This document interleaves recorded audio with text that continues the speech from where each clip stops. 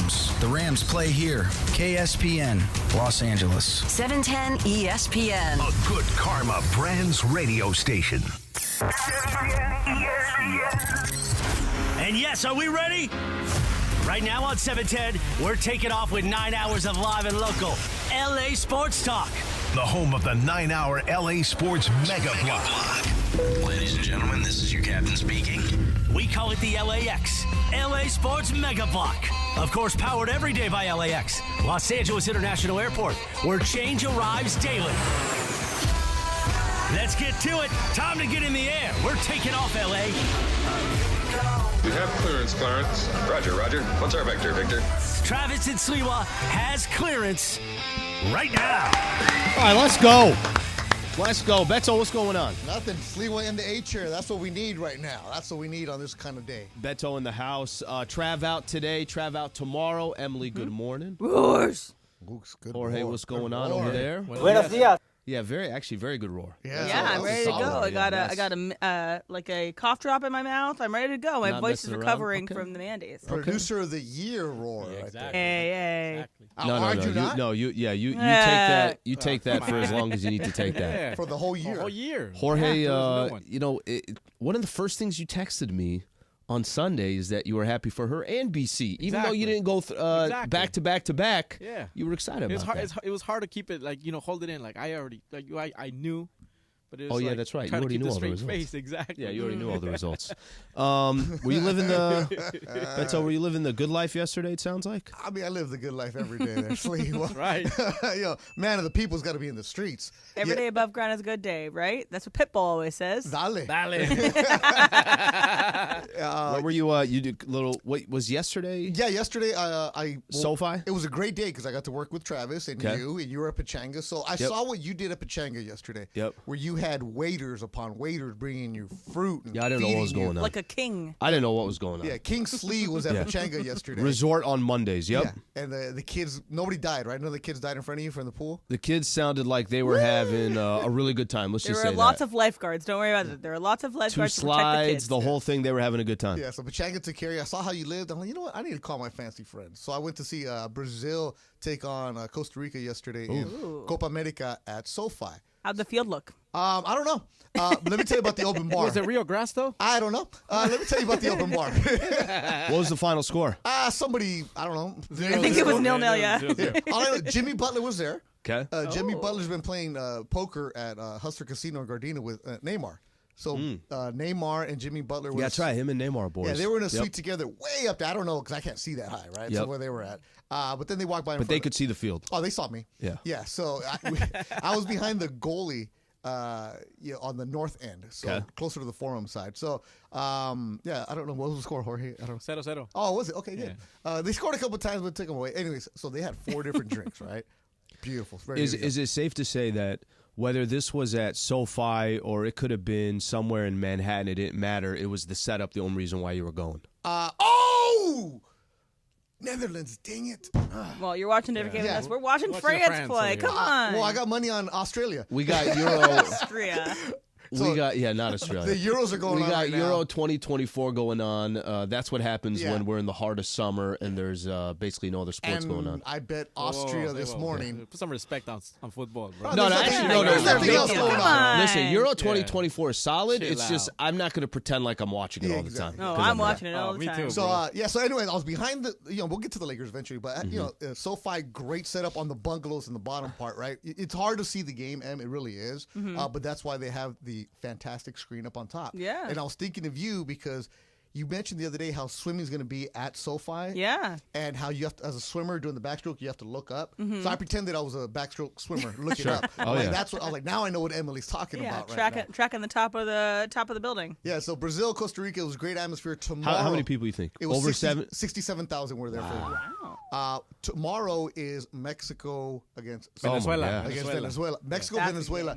And it's going to be crazy in that area. And then 90,000. So you're not going to go to that one? No, I have a fight. Is that SoFi as well? Yeah, it's a Mexico? SoFi. Okay. Yeah. So I have a fight in India, so I have to be there tomorrow for fighter meetings and stuff like that. How about that? This freaking power of LA. It's like you could have done that at the Rose Bowl Cool. You could have done that at the Coliseum. Cool. You could do it at SoFi. Cool. They have literally 3 stadiums. You could pack any of them up, but it's going to be at SoFi. Well, they're doing it there as a practice run for when the World Cup comes in. Which is good because apparently Mercedes-Benz in Atlanta was not really well received. So what happens is what happened there? So the grass is bad. So what happens is Jorge was asking about the real grass. So there is real grass because FIFA you have to play real grass. What they're doing is at SoFi, they have the turf. Okay. So they put that layer on top, just like they do at the Kings game to cover for a Laker game. Yeah. They have that layer, and then they've been bringing in grass on top of the field. So they roll it out. They roll it out. So it's a practice run to see how they can work for the World Cup with the crowd. Because for the crowd, they're going to try to get maybe 90,000 at SoFi because they're going to put portable seating up on top. Oh, really? Yeah, so that's because... What's SoFi now, like 75? I want to say 70 something. So what they'll do, is what I've been told, because yesterday was... they're at 70,000. It was a professional business meeting, too. There was some fancy heavy hitters there. And Jorge, I'll tell you who later. But they're going to have the portable seating in the corner. Remember for the Super Bowl, they did that, too. Yeah. So there's going to have that and extra seating because they want to get close to 90,000 for it. And then the field is small. So a couple of those field bungalows in the corners are going to get taken away. So hopefully my access to that doesn't get taken away in a couple of years. Okay. But there's still some suites that are available. I'm gonna pretend like I'm Travis here for a quick second. What'd you eat? Okay, so let me tell you this, right? Travis might be tuning in right now just to hear what Beto ate. Okay, mind you, it's on the bungalow, so everything's taken care of. As soon as I walk down there, 4 flights of security, I'm given a scarf, right? It says Costa Rica, Brazil, beautiful, right? A credential, boom. Sir, would you like a champagne flight? But of course, come on. Say less.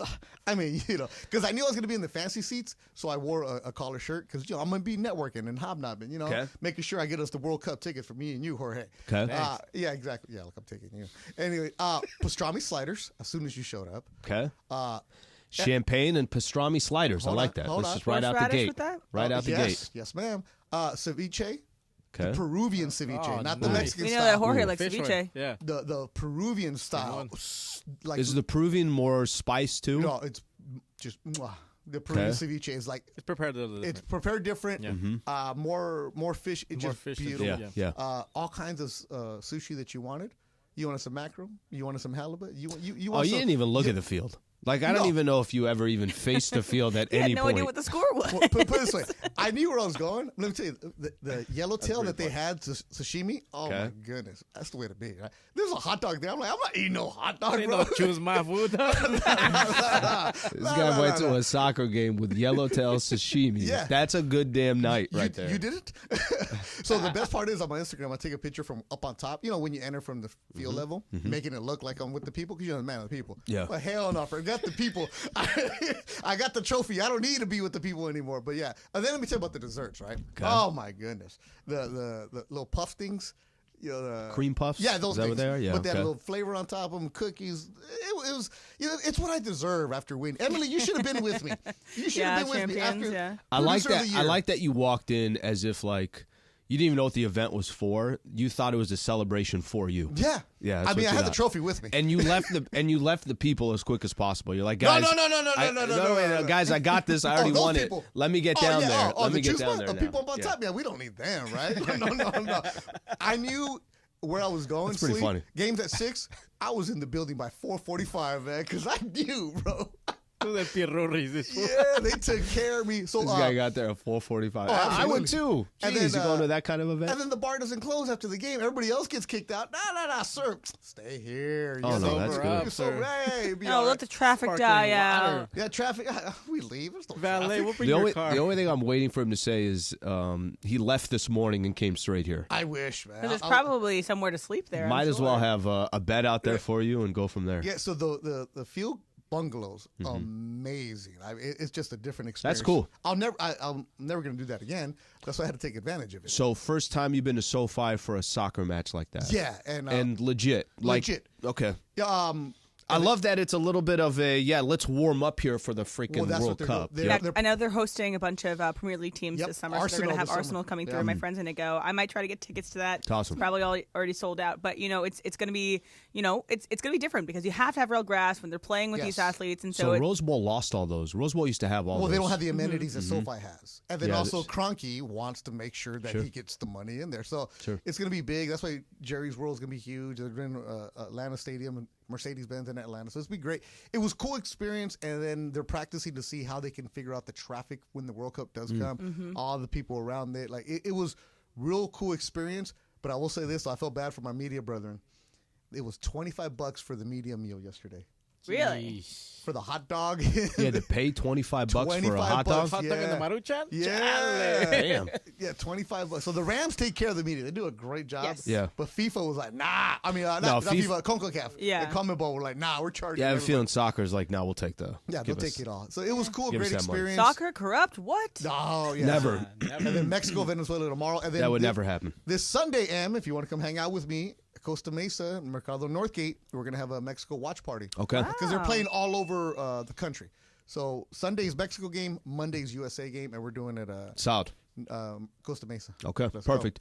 All right, join DeMarco Farr and Kirk Morrison this Saturday at the Black Wellness Celebration at the Magic Johnson Park. There'll be free entertainment, a kids zone, resource vendors, medical screenings and checkups, voter registration, and more. Celebrate Juneteenth, Black Music Month, and Men's Mental Health Month this Saturday from 10 a.m. to 4 p.m. at Magic Johnson Park. Of course, DeMarco Farr and Kirk Morrison is going to be there. Okay, J.J. Redick was introduced as the coach yesterday. Beto, we talked a little bit about yesterday, and we both kind of gave our expectations of what we were hoping to see. Yeah. Let's talk about that when we come back, and we'll also give we got some different sound here from the J.J. Redick presser as well. Do that coming up next. Beto in the house, Travis and Sliwa Show, 710 ESPN.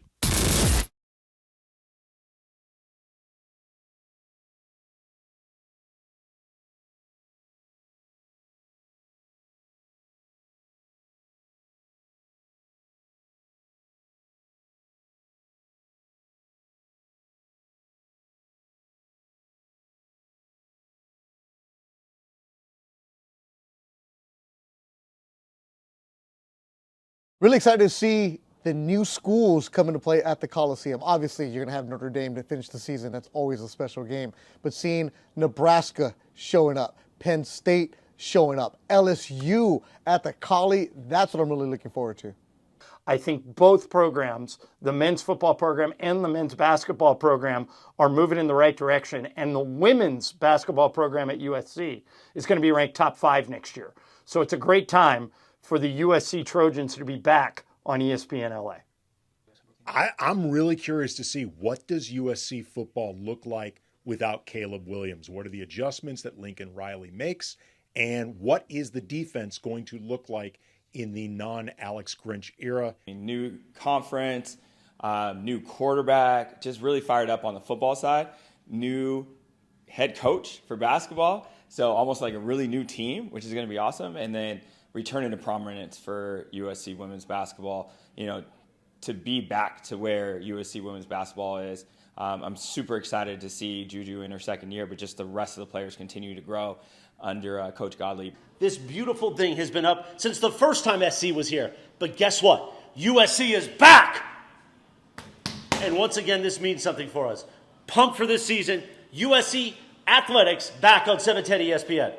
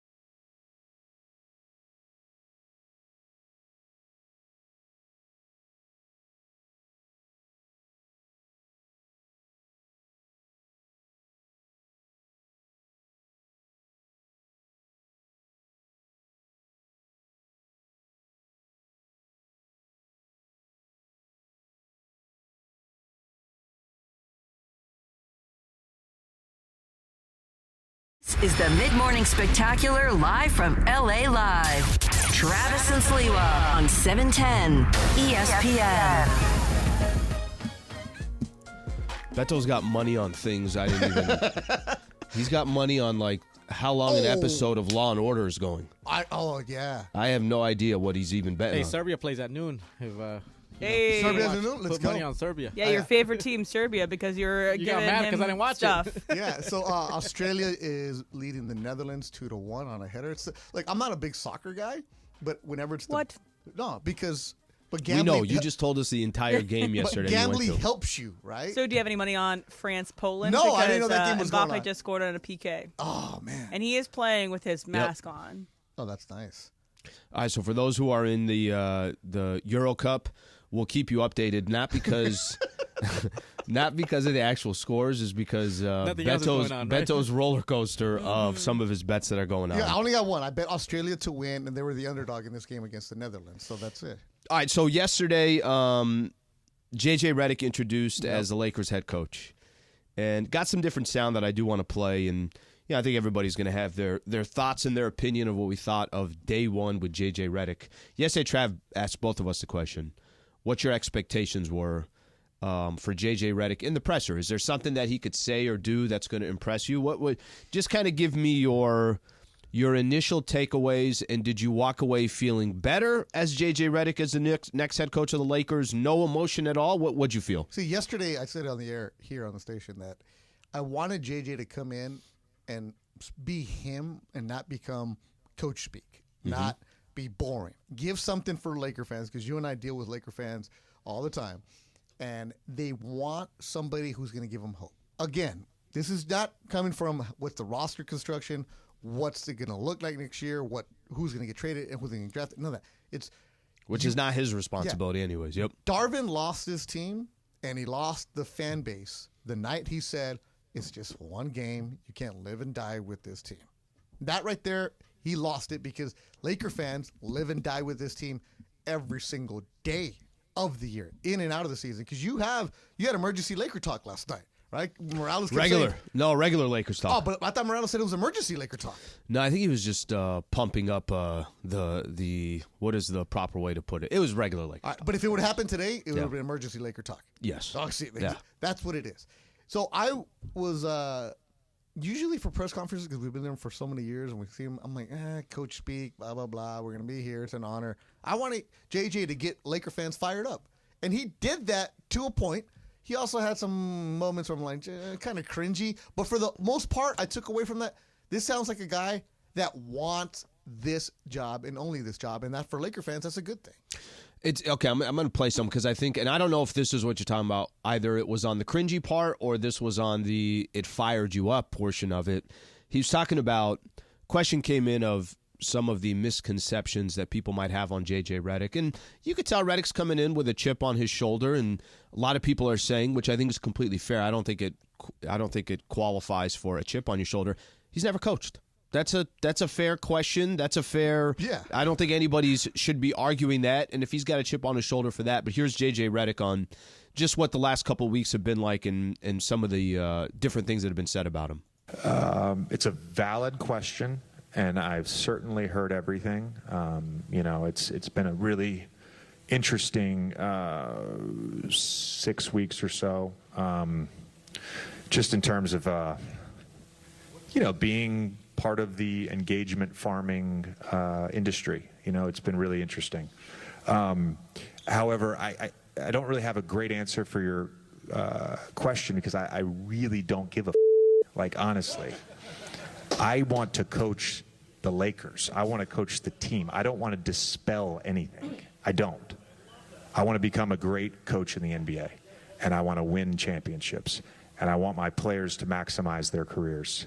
That's all I care about. Is that the piece you liked? That's the cringe part. Okay. Yeah. Why is it cringe to you? Actually, I'm curious about that, because that was one of the only things that I kind of liked. But what was cringe about it? Forced. Mm-hmm. Mike, you're at a press conference. You know that during a game when you're talking or you're BSing with your friends, you have cocktails, whatever, blah blah blah. You cut. When you're on the dais, you're in a suit. Everybody's there for you. It's almost like he wrote down blah blah blah blah, F word, blah, blah, blah, blah, blah. Honored. Like, no, you really think that was authentic? I think that he has been raked through the coals on social media, on every outlet for the past 6 weeks, and was waiting for the chance that he could say something that he really felt. I feel like he really feels like that because he's like, what can I do to change my resume? I can't change anything about but it's also, my past. You know that you say that as a broadcaster, you know that they're going to have to bleep it out. And what's the one that's going to go viral, right?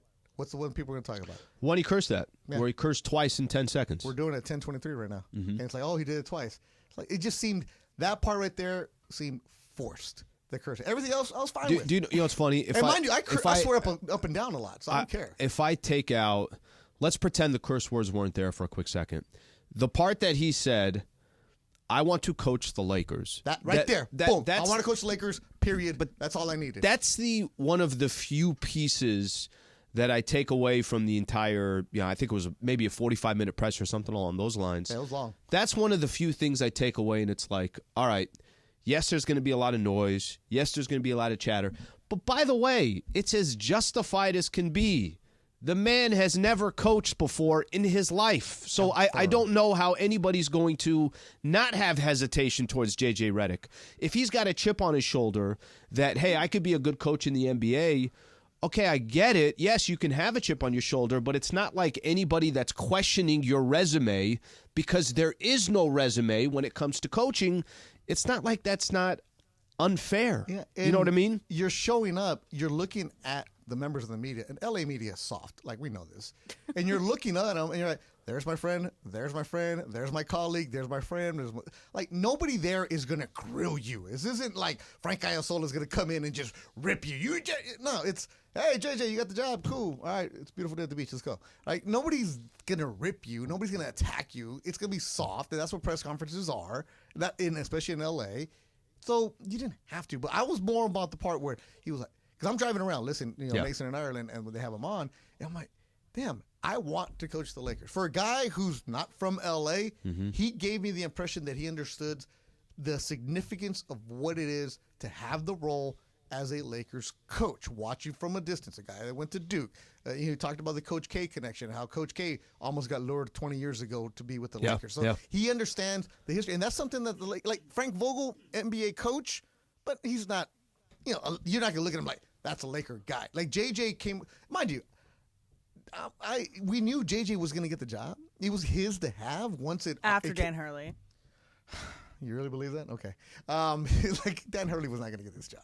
It was JJ's to have. Dan Hurley was not going to get this job, as in, if Dan Hurley didn't want the job? Is that what you mean? They offered him the job. If they really wanted him, they would have got him. Like, what do you mean by that? Give him more money. They were never going to give him more money. Well, I think his point is if you wanted Dan Hurley, you're going to have to give him an offer he can't refuse. Exactly. And they never gave him the offer that he couldn't refuse. But I do believe they wanted Dan Hurley. No, they did want. See, that's another problem with the Lakers. That's a whole other conversation. What's the message here? Who wants what? Are you on the same page together? But back to the JJ part, it came across that he wants to be a Lakers coach, and that's the good news for the Laker fans right there. You want somebody who understands the responsibility of what you have, because it's Pelinka's looking like the president of the United States. When he first year in office, it looks one way. End of his term, he looks a different. Pelinka, like when he had Vogel next to him, he had Luke Walton, Darvin Ham. Every single time, I think Luke was before him, but it was Vogel and Darvin. Like, somebody put the picture of every single time that Pelinka's at the press conference next to his coach. It's like, hey, but it has been 7 years. You age in 7 years. Yeah, but this Laker job has really aged him. There's one thing to age, and it's another thing to do the Lakers GM job age. So that's actually probably what I walked away with most from yesterday. What I walked away most from yesterday is it didn't really matter to me what J.J. Redick said. It didn't really matter how much J.J. Redick talked. I just kept looking at Rob Pelinka, and in my head it's, we're doing this again? And why is this going to be different in the next couple of years? I want to spend a little bit of time on that, because you brought up something that I think was interesting of LeBron and Anthony Davis. What's their vision? What's the franchise's vision? What's J.J. Redick's kind of his vision for the team? Let's hope they're all pulling the rope in the same direction. But I couldn't stop thinking about Rob Pelinka yesterday and what this hire means, What happens in a couple years if we're sitting in the same position as a new head coach, and why this is going to be any different. So we do that coming up next. Stay right here. Travis and Sliwa Show, Beto in the House, 710 ESPN. The LA Kings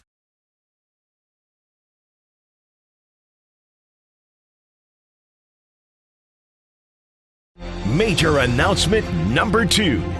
Well, with 10 days to spare on his current contract, after months of tireless negotiating, Cappy finally did the right thing and signed the deal. Congratulations to Cappy on a new multi-year contract that will keep him on the LA Afternoon Drive takeover for years to come.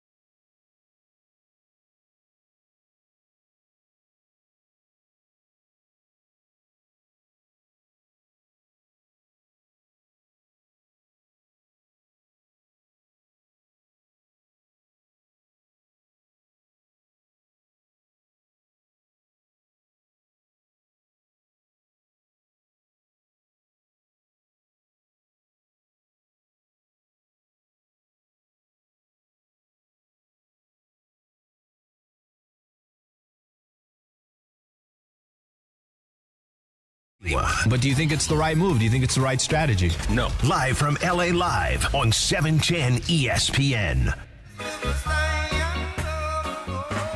All right.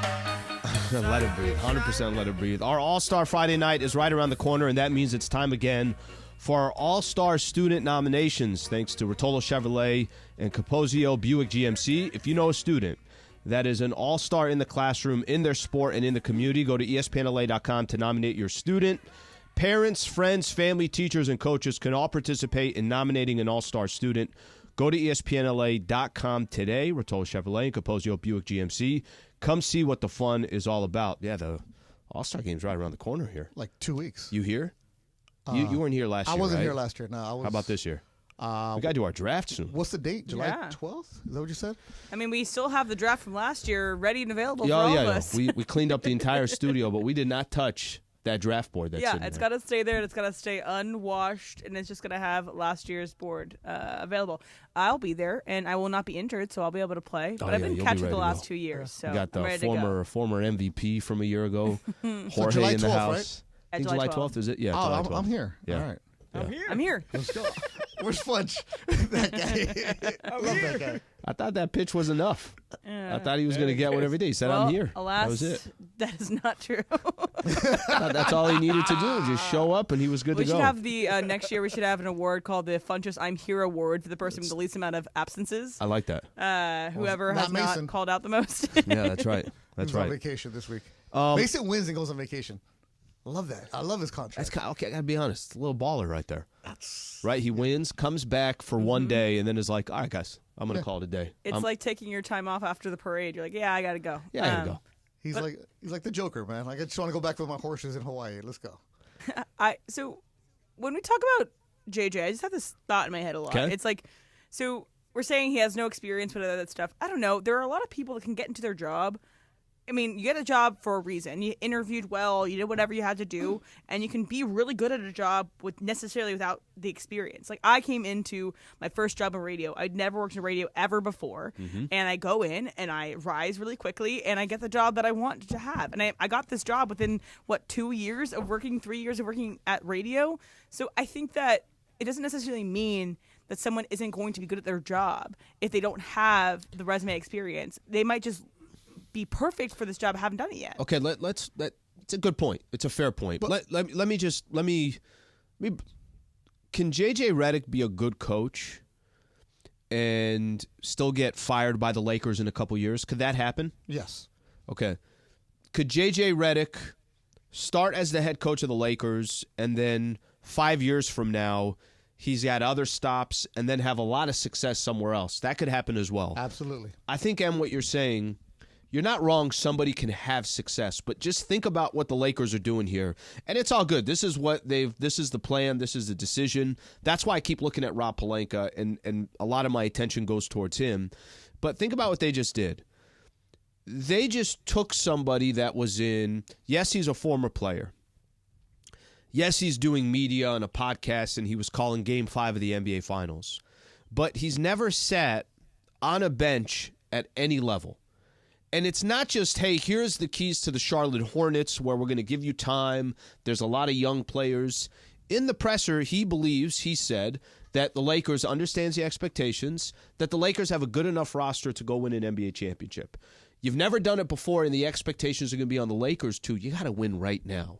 And there is no, hey, if this thing doesn't work out in a couple years, it's all good. We're going to let it marinate. I think it has a lot to do with also which role are you taking and what are the expectations. So not only has he not coached, he's going to walk into unrealistic expectations, and that's going to be, from day one, that's going to be a part of the mix. If he was coming in to coach a young team that is maybe a couple years away.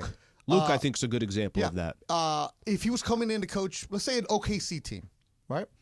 Where you have a bunch of young guys that are future stars.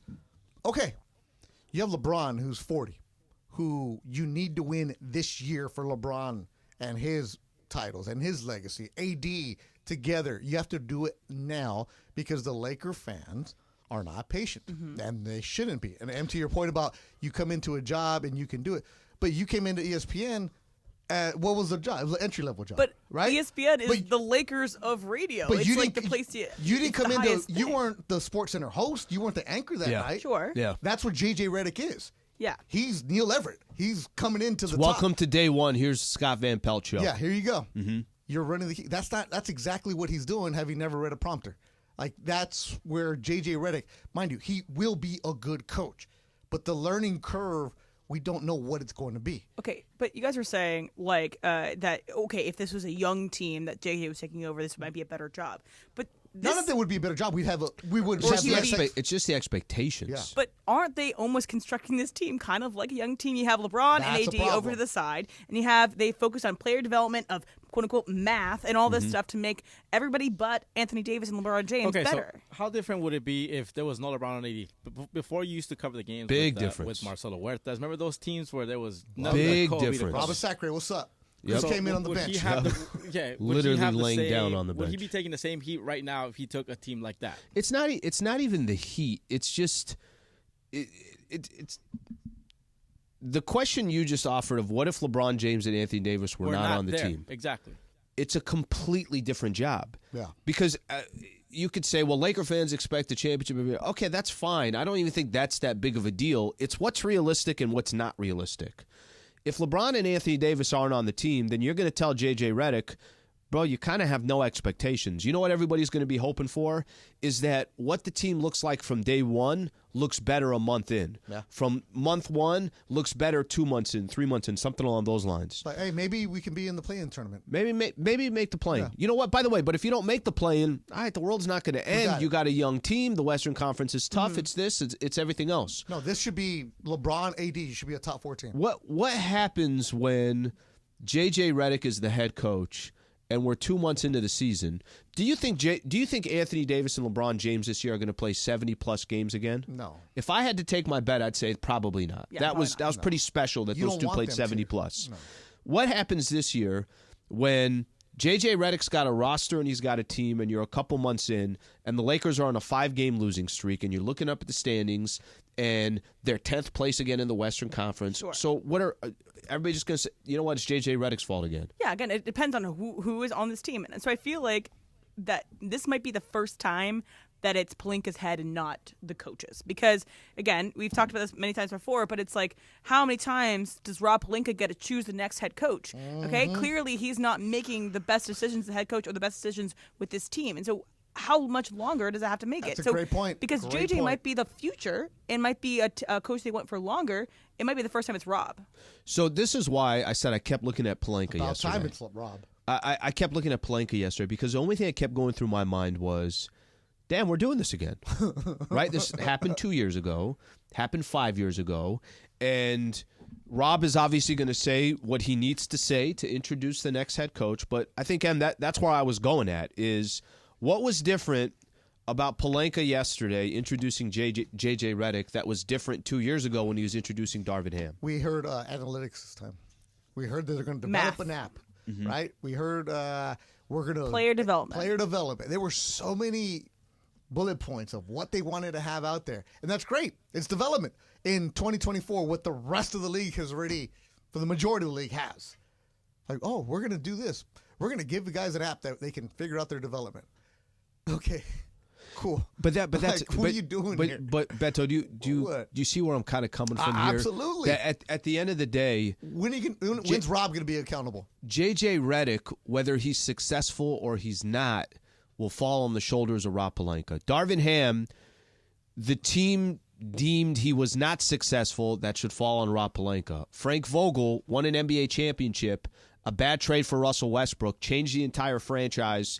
The sword went on Frank Vogel. That should be on Rob Pelinka's back. And that's my point. My point is that if we're sitting here a couple years, and this could very easily happen, that J.J. Redick it didn't happen. It didn't work out. Maybe they give J.J. Redick a lot longer rope than they gave Darvin Ham. Maybe J.J. Redick shows that, guys, I'm good for long term. I'm okay with that. That's fine if that's the case. But yesterday, to me, it seemed like we just did this a couple years ago. The conversation seems like it's the exact same, and I don't know how much that's going to change because ultimately at the end of the day, J.J. Redick is already going to have enough challenges because he's never been a head coach before. You got the challenges of the Western Conference, and you got a roster that is clearly not a perfect roster. Not that there is a perfect roster in the NBA. And what are you going to do? So the roster, right? So J.J. Redick, we don't know anything about him as a coach, and we're going to find out eventually. But we do know what Rob Pelinka has shown as the man in charge of building a roster. The next couple weeks, Slee, are so important. With the draft, do you keep those picks? What are you going to do? There's so many different things out there. Players do it, yep. Yeah, and he addressed it yesterday, how the trades aren't really necessarily available that you would want to have the premier trades. This is the point where it is important for Rob Pelinka to make sure that he gives his brand new coach that he picked every single opportunity to win by giving him a good roster. Because if I see Christian Wood in there for more than 20 minutes, right, what are you doing? Then it's the same old song, right? It's the same thing, and it doesn't matter because yesterday you saw, what was it, Colin Castleton and Gabe Vincent there, right, for the Lakers. They shouldn't be on your roster next year, right? Mm-hmm.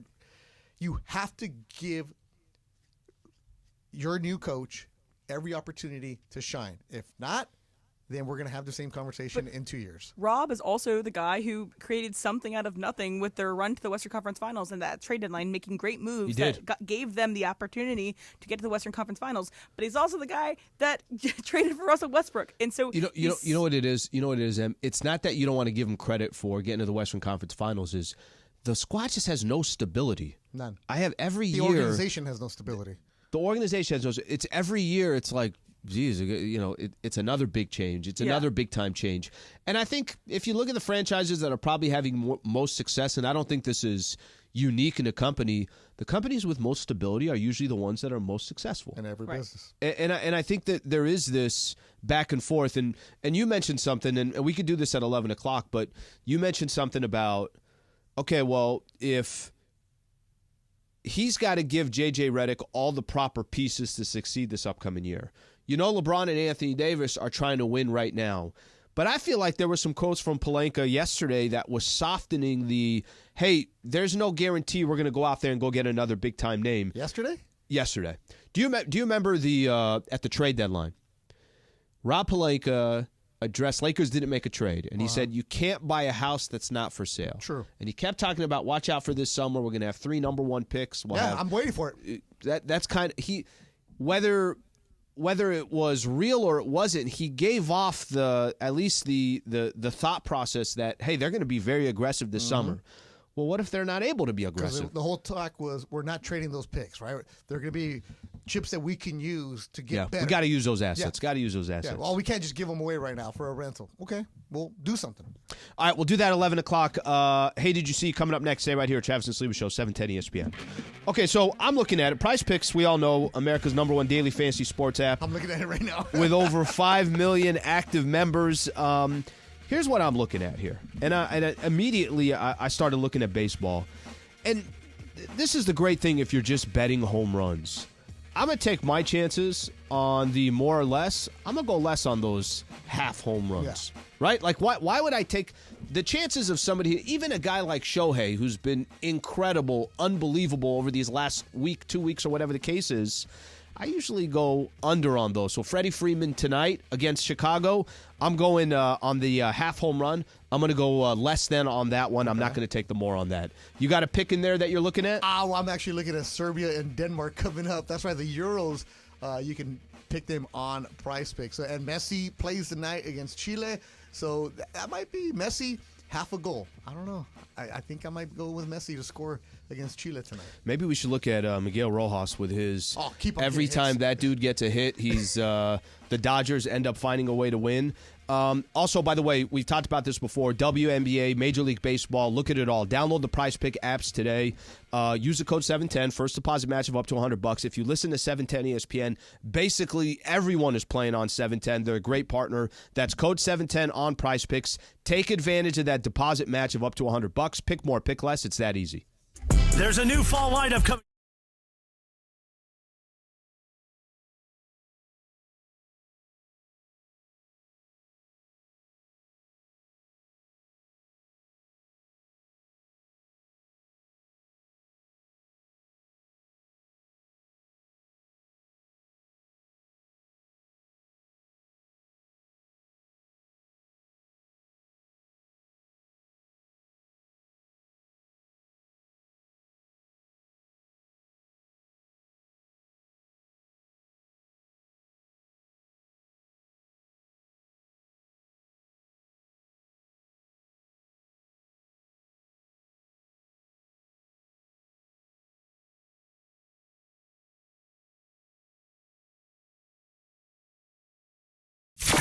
Starting Monday, September 9th, there's a new fall lineup on 710 ESPN, and it means the 9-hour LA Sports Mega Block begins an hour earlier. Even more live and local LA sports talk on 710 ESPN. The Travis and Sliwa Show will start at 9 a.m. Mason and Ireland move back to noon to 3, and Shinato and Cappy start the LA Afternoon Drive Takeover at 3 p.m. And then at 6 p.m., we are the destination for LA sports. It's a new fall lineup on 710 ESPN, and it begins Monday, September 9th.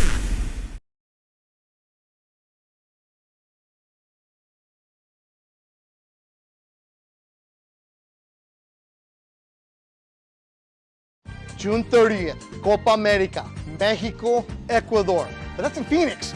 Mercado Northgate is taking care of you. We're going to have a VIP party down in Costa Mesa. Listen all week long to ESPN LA to figure out how you can get invited. We're going to have a party, we're going to get going, and we're going to cheer on El Tri. USA, USA. That's what you're going to be chanting July 1st when the red, white, and blue takes on Uruguay in Copa America. And where are you going to watch it? At the Mercado Northgate in Costa Mesa. Find out how you can get VIP access all week long on ESPN LA.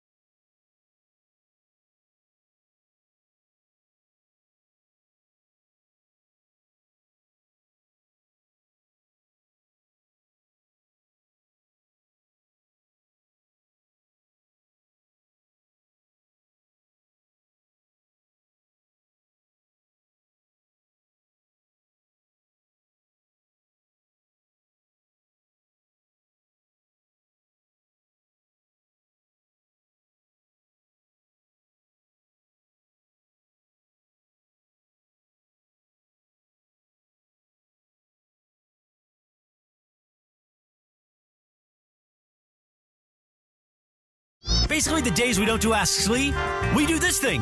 It's called Hey, Did You See? Did you see that? I saw it. I did it. Did you see the memo about this? I mean, I'm excited. You can tell by my read. Hey, did you see? So, hey, did you happen to see? It's time for Hey, Did You See? Hey, man, did you touch my drum set? Have you read this? Right now on Travis and Sliwa. Hold on, fool. Let me work in that Yeah, fade. yeah. You get the fade in. There you go. Beto, why didn't you invite him yesterday? Why don't you invite Jorge? Come on, man. No. He's a soccer guy. he doesn't share know with Jorge, bro. Right. No. All right. How'd it work, man? No, even if he didn't have to work, I'm still gonna invite. You don't invite. You gotta come on. We went to a Dodgers game. We're good. But by the way, I saw the spread that you guys got because Laura posted it on Instagram. That spread looked great. Okay, so we went again. Okay. We went to the carne asada spot across the street. Chris was like, "All right, you got me with the carne asada fries. Is it a really good spot?" I'm like, "Look, yes. Okay. You're not gonna get sick. It's cool." He's Surprised you did carne asada. Okay. So I the got fries. the He got carne asada fries. fries. Fries. Across from Commerce, right? No, across from No, here. he's saying here. Oh, right here? Yeah, across from here. Yeah, so speaking of food, I was talking to Funchy yesterday. What's up, Funch? And I'm here. Yeah, and I'm here. And he was telling me that they're closing Roscoe's Chicken and Waffles in Pasadena. I think closed. That's one of the places I've never visited. And just like but Beto, there's multiple locations of Roscoe's. It's not just right. Pasadena, But it's one of those places that I've never gone to. It's never really grabbed my attention. But what grabbed my attention was this Costa Mesa event that you have on Sunday. Yeah, Northgate, Gonzalez Market, the Mercado in Costa Mesa. We're having the Mexico watch party, and then on Monday we're having the USA watch party for Copa America. So I'll be down there. Games at 5 on Sunday. I'll be there about 4. And they have an outdoor patio that's set up. The bar's right there. We're going to have drink specials, food specials, and a bunch of TVs out there set up. So it's great. Great new partner of ours. Come support. Come support the event. My question is there a place that you guys would recommend somebody in LA that maybe they've never tried? For instance, I have never tried Roscoe's. Okay, so let me. I'll tell you. When I first moved to LA, it was one of the first things I did was eat at Roscoe's. It was just such a so much history to it, and I've never had chicken and waffles on my same plate or whatever the case is. Kind of the savory and the sweet in the same. I would actually. There would be a lot of times and this is in Los Angeles. I would recommend somebody to go to a Roscoe's just because it's such a different experience. So Pasadena, it's unfortunate that location is closing, but the concept, the idea, especially somebody coming to LA, of course, I'm sure there's 100 places you tell them for a taco shop or Mexican food or something along those lines. But Roscoe's is very unique. Is that an LA thing, though? I really don't know. They started it, but it's not in LA. Yeah, Okay. so it's not LA thing now, but Roscoe's is very well chicken known. and waffles, I'm saying that. The chicken and waffles. There's a spot in Long Beach. I don't even know if it's open still, but I used to go to that at 2 in the morning, whatever. But the first time I ever went to Roscoe's, the OG location, I think it's on Pico, somewhere in I don't know the exact street. But I was an intern during the 2000 Democratic Convention for CNN and the New York affiliate called New York One. They don't drive in New York, so I was a driver for them that week. And a couple of the reporters were like, "Can you take us to Roscoe's?" That's awesome. And I'm 21. I've never really been there, so I pulled out my Thomas guide, figured out how to get there, and we took them. And imagine New York political reporters. We were following Hillary Clinton around because she was running for state senate at the time. Okay. Hardcore political reporters, and we would leave the convention center or here at Staples Center back then. It was brand new, and I took them And there. you went straight to Roscoe's. Straight to Roscoe's, and then the next night we went to. That's pretty funny. Some Cholo. No, yes, I took him to a Cholo. I kid you not. Uh-huh. And then the final night we went to some spot in Malibu. That's where the executives took him. But yeah, I took him to El Cholo and I took him to Roscoe's. I like how the executives took him to Malibu. They didn't take him to Roscoe's or El Cholo, but that makes sense there. Yeah. So obviously just having my friend visit, so I take her to the places that she wants to go. The first time she visited, I'm like, hey, like what do you want to do? Took her to Olive Garden. Yeah, exactly. What do you want to do? But obviously most people coming to LA, they want to go In-N-Out. In-N-Out's the first thing. They don't usually have it in their place. So they come and see the In-N-Out. But the second most requested thing, which is interesting to me, has been Din Tai Fung.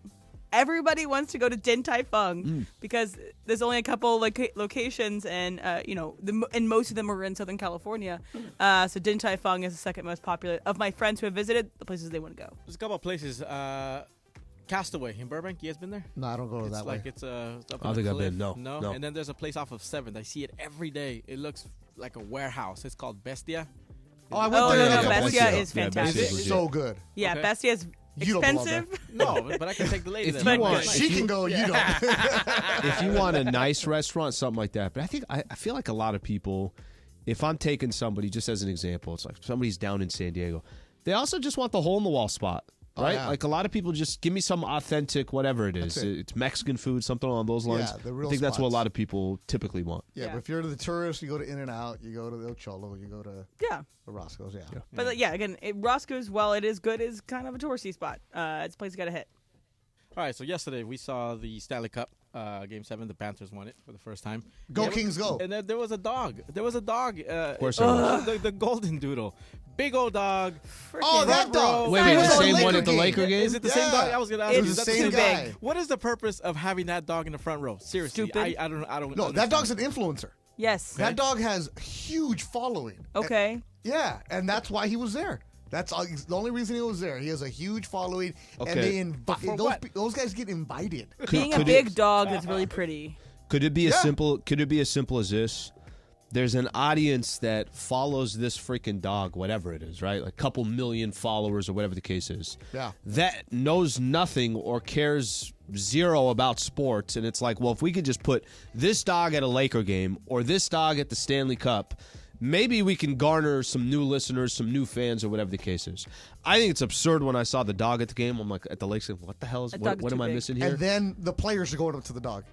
Yeah, look. They were taking pictures with the dog. Your muffs on the dog? Like, Yeah. come on, man. Well, the dog does need to protect his ears. It is difficult. They can't plug their own ears. So he's at the Stanley Cup yesterday? He was on Yeah. Stanley Cup, right there, front row, bro. right on at the glass. This guy got Game 7 tickets right there. On the glass. I don't think that they paid for those Game 7 tickets. I'll they tell pay, you that. They pay him to go. Yeah, exactly. But what's his promoting? He's promoting. What are they promoting? He's Himself. promoting his own That's and it, his just brand.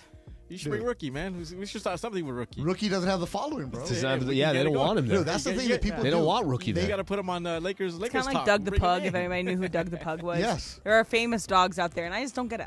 I don't get it at all. Brody, the Golden Doodle. Was it yesterday That's we who were it is. talking about? 1.2 million followers for Brody, the Golden Doodle. What are we talking about? Did you bring up something yesterday about another dog thing? I don't know. No, it but was, Travis was talking bringing about dogs into the grocery store, licking But lemons. like, I don't even know that's how what we it was, got licking into the that lemons, point. yeah. But Yeah. whatever it was, I'm on Travis's side, and I think that if I'm going to a dog park, sure, I should expect dogs. But I don't want to go to a hockey game and have a huge golden they'll doodle have sit next to me. unless they're having it's Bark in the park, sure. Yes, I Exactly, like understand, one but of I those, will some of know those. that when I get my No, ticket. no. Brody, the influencer, is not going to bark in the park. He's front What- row. He's with me down in the influencer spots. And by the way, Australia wins. They beat the Netherlands 3-2. I like it's Austria and I'll buy Australia. lunch. Let's go. Yeah, and I'll then, buy lunch, Jorge. I got money. I'm down. it ended up 1-1 Poland and France. Yeah, I don't care Saca la about that. bolsita, bro. Yeah, I got you. I just Poland and France won a piece. Yeah, well, it's because the French goalie would have blocked the PK that the Polish player took, but then he left the line early, and so he had to retake it and end up going in the second time. All right, we got all our information right there. Simon. Good? Yeah, we're good. All right. What is Rob Pelinka going to do to build this team over the next couple weeks, 30 days? Plus, Berg's going to come in here in a little bit. We'll talk some Dodgers baseball as well. Stay right here. This is the Travis and Sliwa Show, 710 ESPN. Listen all week long to Sedano and Cap 4 to 7 p.m.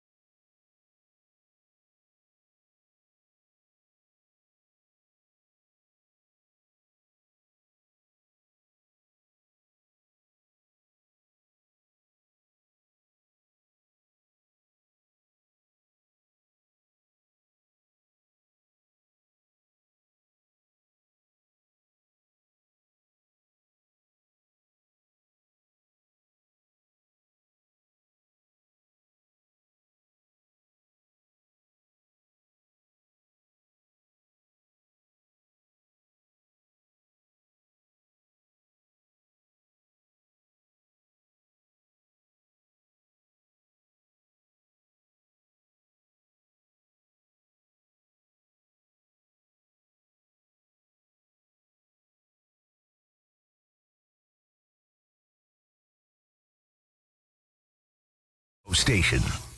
It's Travis Rogers, Alan Sliwa. Travis and Sliwa. But do you think it's the right move? Do you think it's the right strategy? No. Live from LA Live on 710 ESPN.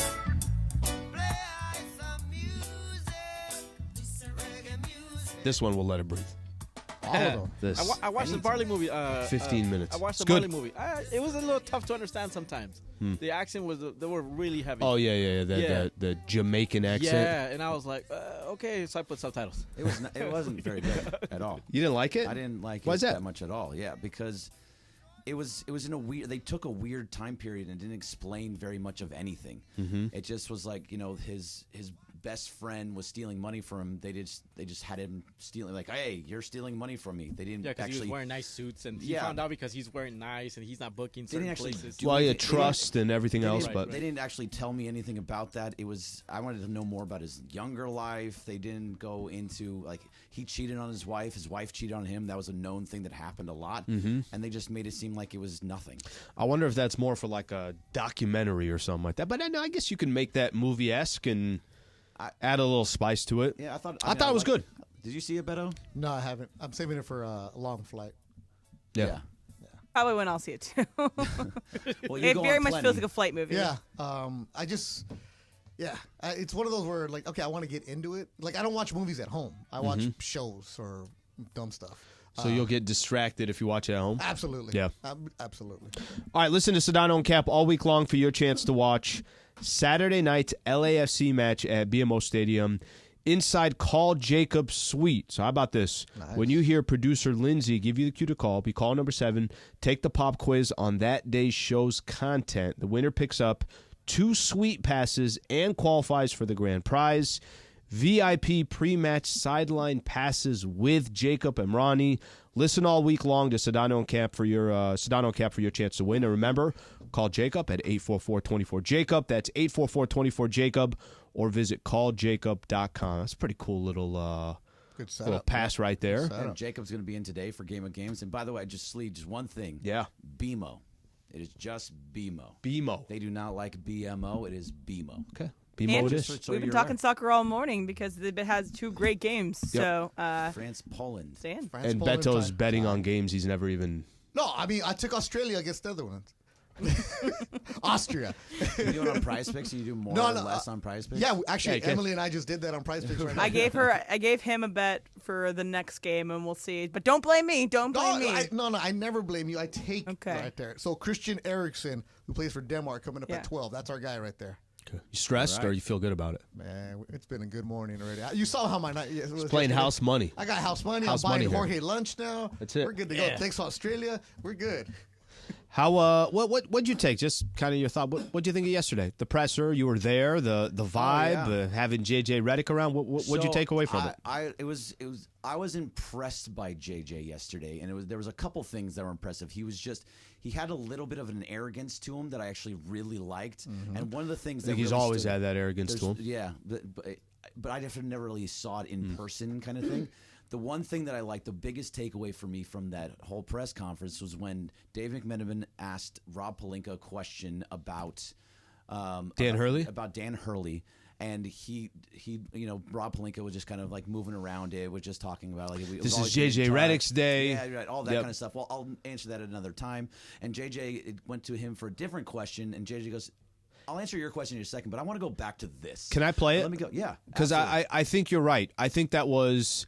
I like how he's like, let me just get this out of the way. Right. Here's JJ Redick on Pelinka avoiding Dan Hurley. He didn't avoid Dan Hurley. I was getting ready to call Game 1 of the NBA Finals when the Dan Hurley news broke, and Rob was quick to call me. We had a great conversation during that whole 4-day period. Like, at no point was my ego or feelings hurt or bruised in any way. Dan Hurley is a 2-time national champion at UConn. I am a 2-time 55 Swiss League champion in the 3rd and 4th grade division. Like, I understood, I understood. That's a great answer. Yeah. That is a great answer. And at the beginning, there was something before that, though, where he says, I'll answer your question, Dave, in a second. I want to go to your question to Rob. I want to address it. Yeah, I want to address that. He was not ducking, no fades, like they like to say. He went straight at it and wanted to actually say something about it. Does that surprise you that he's good with the media? That's his previous job. I think it's more he that didn't have to. It's more that what he said was the right thing to say. Right, and it's not even. It's that dude. He could probably, if he said to the NBA tomorrow, guys, I want to coach in the NBA. 10 teams would line up and say, we'd like to offer Dan Hurley a head coaching job in the NBA. Yeah. He's won 2 national championships at UConn. He's got a chance to win 3. I think maybe it was awkward for Rob Pelinka to address it because this is option B or plan B was JJ Redick. And whether that was always the case or this just came out of nowhere and it's like, guys, we got a chance at Dan Hurley. Let's go take a shot at him. And whether they made him the right offer or they didn't, JJ Redick saying, I get it. I would have done the same thing if I was in Rob Pelinka's shoes, kind of closed the door on that chapter of Dan Hurley. Yeah. So I'm with you on that. Yeah, I just think that most coaches, no matter what, would have let Rob Pelinka just kind of push it off the side. Yep. He would have answered his question and would have moved on. Of course, he is very good with the media. He's in the media. He has podcasts. But he didn't have to say anything, and he did, and that's what I respected about it. Yeah, he didn't hide behind Pelinka. He's like, no, I'm going to be my own person, and I'm going to answer this question. And by answering it, getting ahead of it, it's done with. It's done. Right. Yeah, I don't think there's another conversation to be had on that. Did you have a problem with Dave asking Rob that question? I didn't have a problem with it. I think it's a tough question to ask, and I thought Dave did a good job of asking the question because it is kind of JJ's day, and what are you like? That's a weird question. Hey, I know we're here for JJ Redick, but Dan Hurley, you want to tell us why that didn't happen? Like, I think it took some, to ask the question. That's your job, though. That's what you're supposed to do, because you're not going to talk to Pelinka. You don't have access to him on a daily basis, and Pelinka hadn't talked about that. And Hurley and JJ, it's all intertwined. It's part of the process. It's like, JJ, essentially, from what it looks like, you're here because Dan Hurley isn't. So Rick Benjamin did his job. So it's not a tough question. He's doing his job. Well, and if you can't answer it, that's your problem. I mean, I give it up to Dave for asking the question. No matter what, I don't think a lot of reporters would have asked that question because knowing what the day was. For him to actually do it. That's their problem. The Lakers, it's their day. Well, it's your day, but it's not our day. Our job is to get the answers for the fans. And I don't know if there's... When would be the next time to ask that question? So it might have just been... When is Rob going to talk to the media again? When is he going to have a... He'll probably do something with Spectrum. He'll do something like this, but it's not going to be... controlled. Like when it's a controlled environment. And it might be too late for that anyways. And nobody cares by then. Yeah. So, I mean, I love the fact that Dave did it. It just it does take some cojones to do that, though. That's why McMenamin's one of the best in the business. 100%. Pelinka said something yesterday that this is going to kind of go back a little bit to what's the plan? And is everybody on the same page? He said that there's a chance we'll be in the first apron. He's talking about potential, what they can do in the offseason. The trades are less prevalent than they used to be, so we'll look for trades that help us become a better team. Absolutely. Are those trades, do they have the same probability that they have under the old system? No, it's a different system, so we got to be mindful and thoughtful around that. It's harder in this system to find perfect trades. The only reason why I bring that up is because I mentioned this to you, Beto. One of the things that stood out to me most last year, trade deadline. They don't make a move. Pelinka's like, you can't buy a house that's not for sale. And then he says, we're going to have 3 picks this summer. There were some reports out there, and you might have it right out the Sam Amick had a report out there that LeBron and Anthony Davis reportedly want the Lakers to go all in on another elite player. Okay, so what's the plan? Who is that elite player? So what's the plan? Is it go after an elite player because that's what LeBron and Anthony Davis do? Is it Rob Pelinka like, guys, you can't make trades the way you used to because of how much more confusing it is? Is it, no, we're going to develop the players because JJ Redick's going to help us develop some of the younger players? I almost feel like I'm getting more and more confused. And I know the answers. I know the questions will get answered in the next 30 days. But doesn't it sound like a lot of different things all foundationally for the Lakers? I'm like, I don't know which direction they're going to go in. Why can't it be both? Because the Rams did that. The Rams developed players and they had stars in their team at the same time. I know it's a different sport completely, but you have to sometimes do both development and stars. I mean, the Warriors did it in the year that they won the championship. They had their stars and they also did development. So I think that there's ability to do both. The difference between the Warriors and now is that the fact that you can sign your own players over the aprons and do all those things. You can't bring in a third star for what they already. You can't pay that person right now. So you develop the younger players, right? See, that's what I think most. Yeah, working out. They keep trading all of them. That's how it keeps working out. No, we're not drafting them, and then that's what is possibly going to happen here. If you're going to trade those first round picks, you're not drafting someone at 17. Like Zach Edey is somebody that they're talking about a lot, a big body that can help. They can move Anthony Or they're going to trade number 17. Or they're going to trade him. But yeah, it has to be. Look, if you trade all of them, who is that third star that they could actually go after? It's with the money. With the money, with everything that it all goes together. Without trading, they're basically saying Austin Reeves is off the table. From everything that I'm reading, they say Austin Reeves, no-go, not happening, not for DeJounte Murray. Maybe they would do it for Donovan Mitchell, but I don't think that's even Reeves a possibility. is a piece they can move, right? Donovan Mitchell's going to stay. He's the only one that can actually move. Donovan Mitchell's going to get paid. He's going to stay in Cleveland. Yeah. I don't think he's going to go anywhere. Oh, yeah, that's the assumption, right? Or go to New York.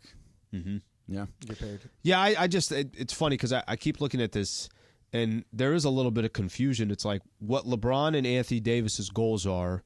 They want to win right now. Of course they do. And I'm not telling you that Rob Pelinka and JJ Redick don't want to win right now as well, but that just seems like you're going to have so many different I's to dot and T's to cross over the next 30 days. And, we all know what the Western Conference looks like and how competitive it's going to be. It's just trying to figure out how the Lakers get there. And I don't think they have a terrible roster. I really don't. I don't think the roster is awful, but so much has got to go your way, and so much has to be done over these next 30 days to really be in the conversation with some of these other squads. The roster. If you look at a Boston team, right, just won the championship, you have White that shows up.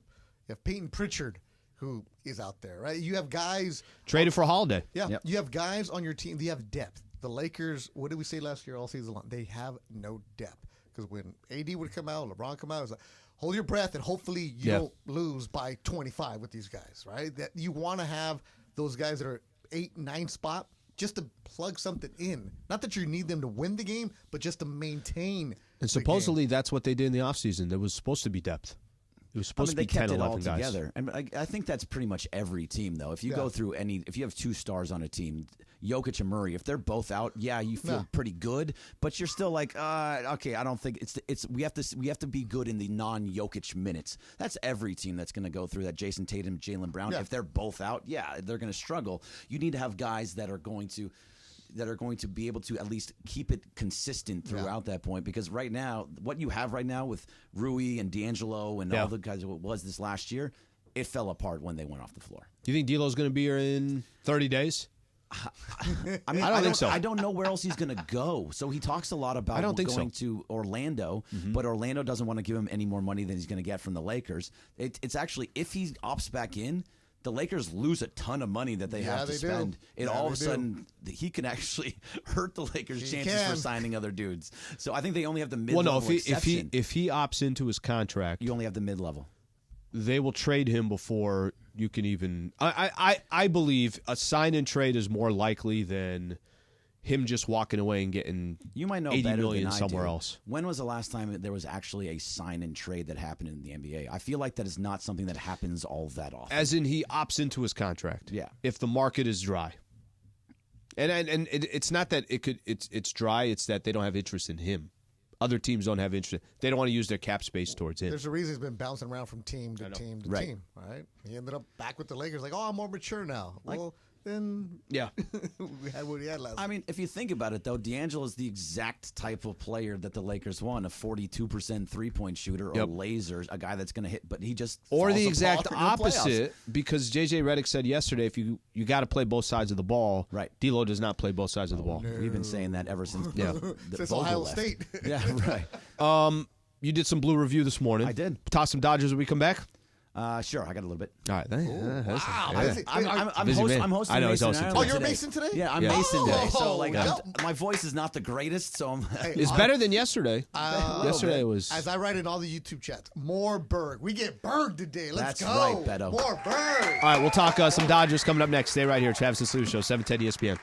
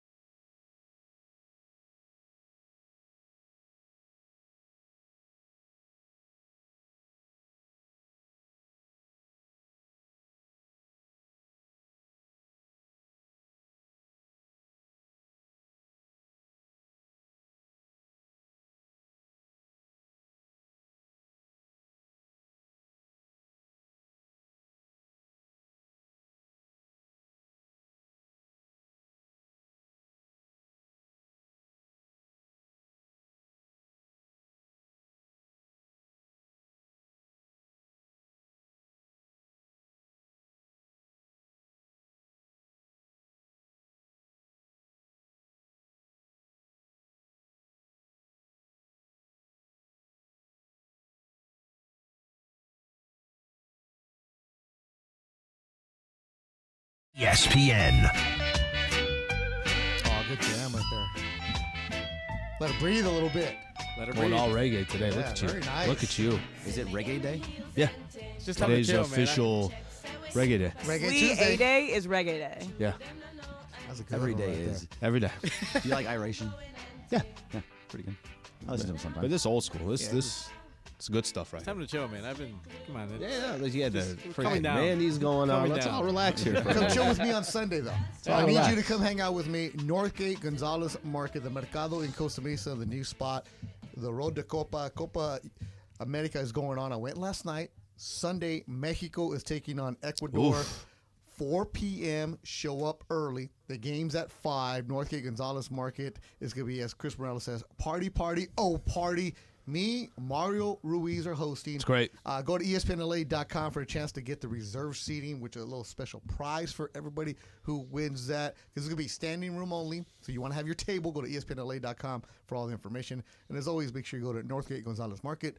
The family's from Jalos, Jalisco. Every store has a story. It's gonna be fun. Give us the so what's the setup? So like the actual. I think you've explained this before at this specific location. What's the setup? So there? the Mercado Northgate, it's not just your regular grocery store. So they have a huge food court. So imagine going to the mall food court style, but you can get all kinds of Mexican food. You want And everything's good. Oh, yeah. so good. Yeah, no Sabaro or whatever. Yeah. None of that. You want a torta from Guadalajara? They got you. You want the Mexican ice cream? They got you. The panaderia? mariscos? Got you. Bro. The mariscos are bomb. They took care of me. There's some callos. I found out callos are called scallops. Scallops, yeah. Oh, love scallops. Yeah. Oh, so good. A So you got that set up, and then everyone's gonna be watching the game you as can well. go buy your food from any store. it's spot badass. You want, That's and then awesome. The outdoor Very cool. patios, we're having the watch party. A bunch of TVs out there, and right next to the patio is the bar. So you get your michelada, your cántaro, whatever you need. Sounds TVs fantastic. everywhere, and it's family friendly. That's unique. Family friendly. So it's a mercado, I like just that. like if you were in Mexico, man. It'd be great. That sounds Sunday. If you're That's not sold amazing. on that, I don't know what to tell you. If you're not out in that And it's- Orange County area, that's And awesome. if you can't go Sunday, Monday is Team USA taking on Uruguay. We're gonna have Yep. that game at 5:00. So me and Mario are down there. So basically, you and Mario are not leaving Northgate for 2 days. I mean, that parking lot is nice. So yeah, I can Okay. set up. I can tailgate. Set up in shop. Look, everything you need for a tailgate, we got that too. The truck is ready to go. You We're get the ready. mesquite? Oh, bro. That's like Emily asked me. She's like, "Can you fill it on Monday for Kaplan?" No, did not even hesitate. No, Like she's that. And that ain't happening. I wouldn't ask for Cappy. What do you mean? Didn't you say you could fill in for Cappy? Oh, Lindsay asked you. Not No, Emily. Yeah, Lindsay asked. Yeah. Oh, you said said Emily. Oh, I'm Yeah. sorry. Oh no, because I'm. I was like, M, so you're not Oh, we with got us? producer of What the the year. hell I just feel like happened good for everybody. That's what happened to producer of the year. You just go wherever you want. Yeah, she works on every show. Game of Games. That's for her. Okay, question for you, Berg. It's really hard. I know you're doing your blue review, and a lot of times you don't even have time for us to talk about Dodgers because you're like, look, you want Dodgers conversation? Go to Blue Review. It's on YouTube. Exactly. 9:30. Okay. 9:30 to 9:55. Beto's there all the time. I Okay. pop in. He just pops back. in, just sits behind me and says nothing. I'm here. Sits behind Parker Bell, says nothing. I'm here. I'm here. I'm here. Live studio audience, man. Here's my Dodger question for you. I don't think anybody's questioning. Are the Dodgers all in? Yeah, they're all in. They're clearly all in. Like you yeah. can't. I guess this isn't correct. I was gonna say you can't go any more all in, but you can because the trade deadline always is can. going to be coming. I What do it you all. want I them the to whole world. do at the trade deadline? What do you want to see happen? How much more? It's funny because the Dodgers have done business a certain way. And they've been very smart, and sometimes they've been frugal. Other times it's like money doesn't matter, but they're spending it on the right player. But they value their prospects. They also value their farm system. They use a lot of guys that come up. This summer they did things that they don't typically do. Glasnow to a 5-year deal and somebody that's had injury history, that's not common. Will Smith to a 10-year deal. Was it 10 years? I think it was 10 years. 10 years. Yeah. But it's not like the AEV, what is it called? The Average annual value. that's not a crazy amount. I'm anything surprised you along brought those that up, lines. Slee. Very nice. A little Very bit, nice. yeah, a little bit there. Look But at it's that. not a crazy amount. It's No. not, I think works for him. it's a fair amount. It works for Sure. him. They've done a couple things that have been a little bit different.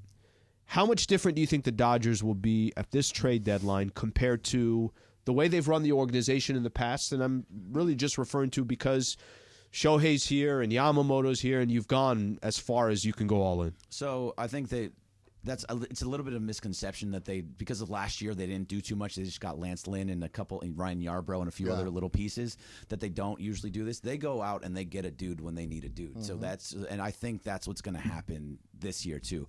If they whatever hole they see over the next month, they are going to try and fill it. So there's already some, like Ken Rosenthal and Jeff Passan have a couple things out there right now. There's rumors around Garrett Crochet, who the Dodgers saw last night and completely Guy's a stud. Shut them down. And he's been a stud. Night. He's been a stud. Mm-hmm. So there's some rumors, and a lefty. So that's rumors around him. Luis Robert, who's also up there in Chicago, and also Paul DeYoung. I don't like the Paul DeYoung one. Yeah, but Luis Robert is someone that's for an outfielder, a center fielder that they can get. Maybe move Pajes around, whatever they have to do there. But I think they will go out and get something. I think the biggest positions of need is a shortstop, because I don't think going into the postseason with Miguel Rojas as your shortstop, or even Mookie Betts as your shortstop, is the best. Unless thing for Rojas gets a hit. But. So I would like them to go after Bo Bichette. I think that's probably the best guy for him. It looks like Beto agrees with me. You agreeing here? We've had this conversation about Bo, and Toronto is a bad situation. Front office, coaching staff not getting along. A change of scenery would be good for Bo. Good kid. Would fit in really well with the Dodgers. And I know it's Kevin Biggio. Like, Kevin is what he is. He's going to be a guy that can fill in some roles, but Bo Kevin's going is to be DFA'd at some point. But I'm saying for right now, that's what he is. He's a guy who can fill in a role for right now. Bo is the guy that if you can get him, because Toronto keeps falling down and down in the standings, and in a month when the trade deadline shows up, it's going to be like, you're going to figure out who's going to be a seller, who's going to be a buyer. The Dodgers are going to do something. And last year they didn't do much because we were waiting out for the Ohtani stakes. Mm-hmm. Like, you didn't want to have a bunch of money there because you want to get Shohei, and it worked out. Shohei Yamamoto, those kind of guys. But the arms is what you need. And Chicago, you look at that team, you can poke from them because they're not good. They're bad. But this is no. I was going to say this, but I think the question is, this is why I go back to Dodgers doing things that maybe they're not too accustomed to. They have been aggressive at the deadlines. They've got Scherzer before. They've got Turner before. They got Manny Machado. There's a number of players they've got at the trade deadline. The difference, I think, this year, and I think this is part of the question, is will they do bad deals? Hey, we got to overpay. What do you consider a bad deal? The overpay? This is what I mean. If you go look at the NL West, or you just go look at the NL standings, there are way too many teams that still have a shot at making the playoffs. But that's how average and below average the NL is. There's going to be, I think, a lot of teams that still think, hey, if we get a wild card spot, let's take our chances. There's not very many sellers. They're more buyers. Yes. And that's my only point is, are the Dodgers going to do deals because they understand, guys, look at our squad. Look how there is a lot of pressure to win right now. The last thing you want to do is look back at the end of the season and say, we didn't go get that arm that we should have got, that you're saying that they should have. Will they make a bad deal because this is the price of doing business? It's not their fault, but that's how much a player like that costs. So I don't think they'll do a bad deal. I think Andrew Friedman doesn't do bad deals. I think he's somebody that he might move off of some pieces. Or take a risk that he wouldn't typically make. I think their farm system is at risk right now. I think that this year specifically, with how much they gave to Shohei and with how much they gave to Yamamoto, and now your uncertainty with Yamamoto, they will move pieces that are in the farm system that I don't think they would have done before. Maybe you see somebody like Dalton Rushing move when they are saying, no, I'm holding on to that guy. It could be somebody for either a pitcher or, I don't know if you saw it, but Jeff Passan was linking them to Randy Arozarena. Yep. That's the one, because Tampa is not a good fit for Randy anymore. There's sometimes you outgrow certain markets, and Randy has outgrown where he's at. His numbers are not Randy Arozarena numbers, and a lot of that has to do with just going through the motions and playing in front of 8,000 people and realizing that this team right now doesn't have that spark for you. But he's also electric as a player if he's at his best. Exactly. So imagine him with 55,000 Mexicans yelling at him. This dude, because he is a Mexican citizen, and he embraces that, so it's a completely different. If you get Randy Arozarena, hey, then you're going to go and do some things. I guess Arozarena, by the way, too. We know who he is. Yes, we've seen him in the postseason. Yeah. We can see what type of big time moments player he is, with the bright lights all over him, stealing home, doing all those big things. We know who he is. Yeah. And Slee, one thing that you mentioned about the standings, right? I'm looking at it right now. There's two teams that are just done. Colorado and Miami, they're done, right? The Giants are 3 back. Like, that's where everybody in the wild card race is Chicago, Giants, Pittsburgh, Cincinnati, the Mets, Nationals, Arizona. That's my only point. My only point is that... But it won't be like that in July. it's going to change. Here's the problem with that. I don't think St. Louis is going to run away with it. I don't think the Padres are going to run away with it. I don't think Arizona's going to run away with it. It might be just simply because there's that many bad teams in the NL. And teams start playing bad. And you have I'll give one example. AJ Preller is a good example. This guy's basically playing for his job right now. If the Padres probably don't make the playoffs, he probably gets fired. He's been there for 10 years. You have guys that will also wild card and take chances because of that. Like the Angels. And how much that drives up some of the prices of some of these players. All right, boys, I got to get to it. Real quick. Yes. Did you see Cartaya goes to AAA? Yeah, they moved him up. Apparently, he's been playing much, much better. Much better. Goes to AAA. You know why? So they can move him. So they can show him up. Look, he's doing well against he's performing. AAA. Well, he was up. Cartaya was the guy that this is the next catcher after Will Smith. It's going to be Diego Cartaya, Stud. and now it's Dalton Rushing is that stud, and so they got to move off of one of those guys. AAA for a reason. Give him exposure. Yep. All right, Fat Cap coming up next. Stay right here. Travis Sliwa Show, 710 ESPN.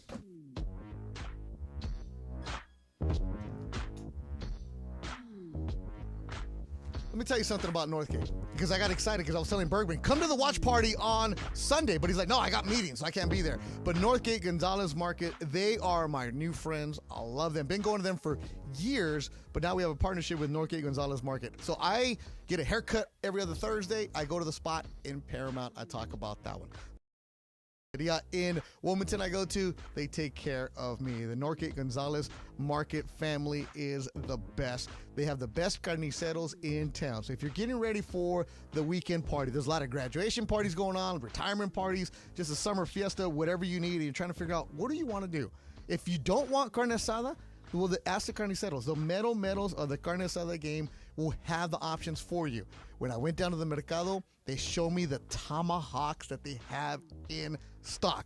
They have the chicken. You want chorizo. You want whatever you need. They have it for you. The meadows of the carne asada game at Northgate Gonzalez Market, not only the best in town, but they're experts and the most knowledgeable. Recipes, ideas, they're creative. Over 40 years of experience, Northgate Gonzalez Market. Check it out.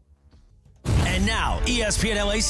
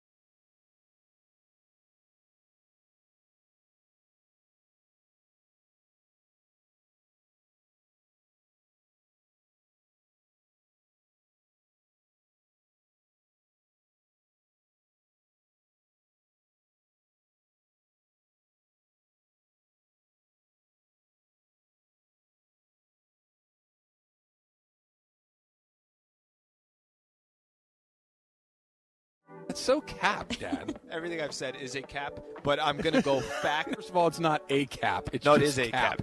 Welcome to Factor Cap. Hi, guys. Aloha. Aloha. Aloha. I'm here. I'm here. That's all you need. All right. So yesterday, I, as many people across the country, were transfixed by Game 7.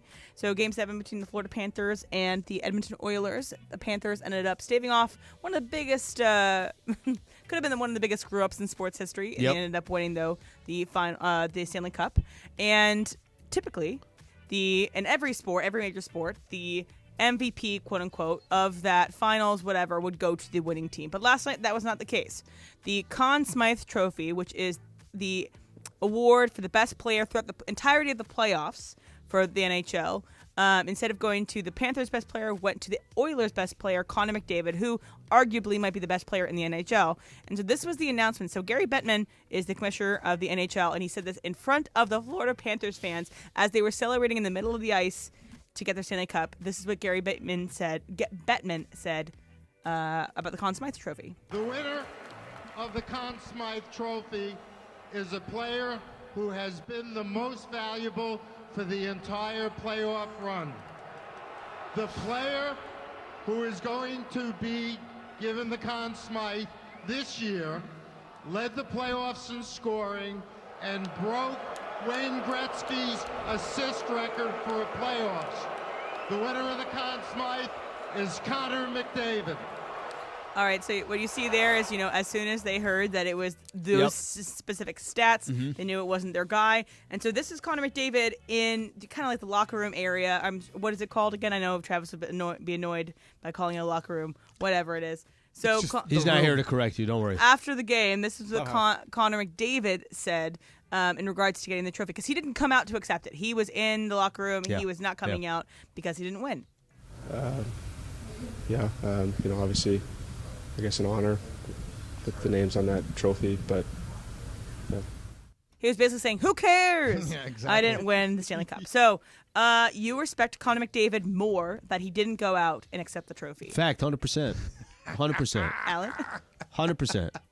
It's kind of funny because I think I get it, but I'm not a fan of that trophy not going to somebody who just won the NBA Finals, the Stanley Cup. I don't care. I just don't. Your team didn't win. And I think you're almost putting him in a tough spot, too, where it's like, hey, here's an award. Your team just lost, but here's an individual award. I don't agree with that. I could look at, let's use the NBA as an example. The year, was it Andre Iguodala who won a MVP? Was he more valuable than LeBron James? Of course he wasn't. LeBron was on the Cavs. Andre Iguodala was on the Golden State Warriors. Of course he wasn't more valuable. But do you think LeBron wants to win the Finals MVP? And maybe LeBron's not the best example. Maybe he would want to win that. But I respect him 100%, and I don't like that they're giving an award to the opposing team. But yes, fact, I respect him. Yeah, welcome back, Jerry West. Absolutely. Fact. You're going to tell me I just lost Game 7? We worked so hard to come back, and here's an MVP trophy. Yeah, whatever. You know what that trophy's going to go? It's going to go in the Oilers front office, and it's going to be there. He's never going to look at it. Yeah. I told you yesterday there's no way he's going to win it if they lose. I was wrong, mea culpa, because the last time it happened. You called that, Em? Yeah. So here's the peek behind the curtains. I've been getting Beto some, just, hey, maybe you should bet this, whatever.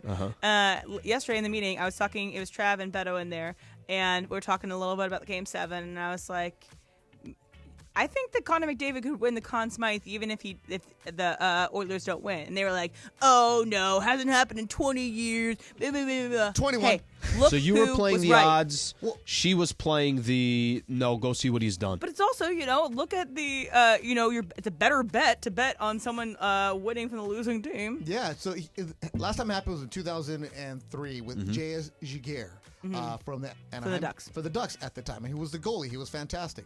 And just the way things go now, it just don't normally happen. Yeah, it doesn't. It's not. And typically, something that happens often. It's not a skater. It's typically a goalie that does that because the goalie will be fantastic and still lose. All right, so on the last week's New Heights podcast with Travis and Jason Kelsey, no, actually maybe a couple weeks ago. Either way, what's it called?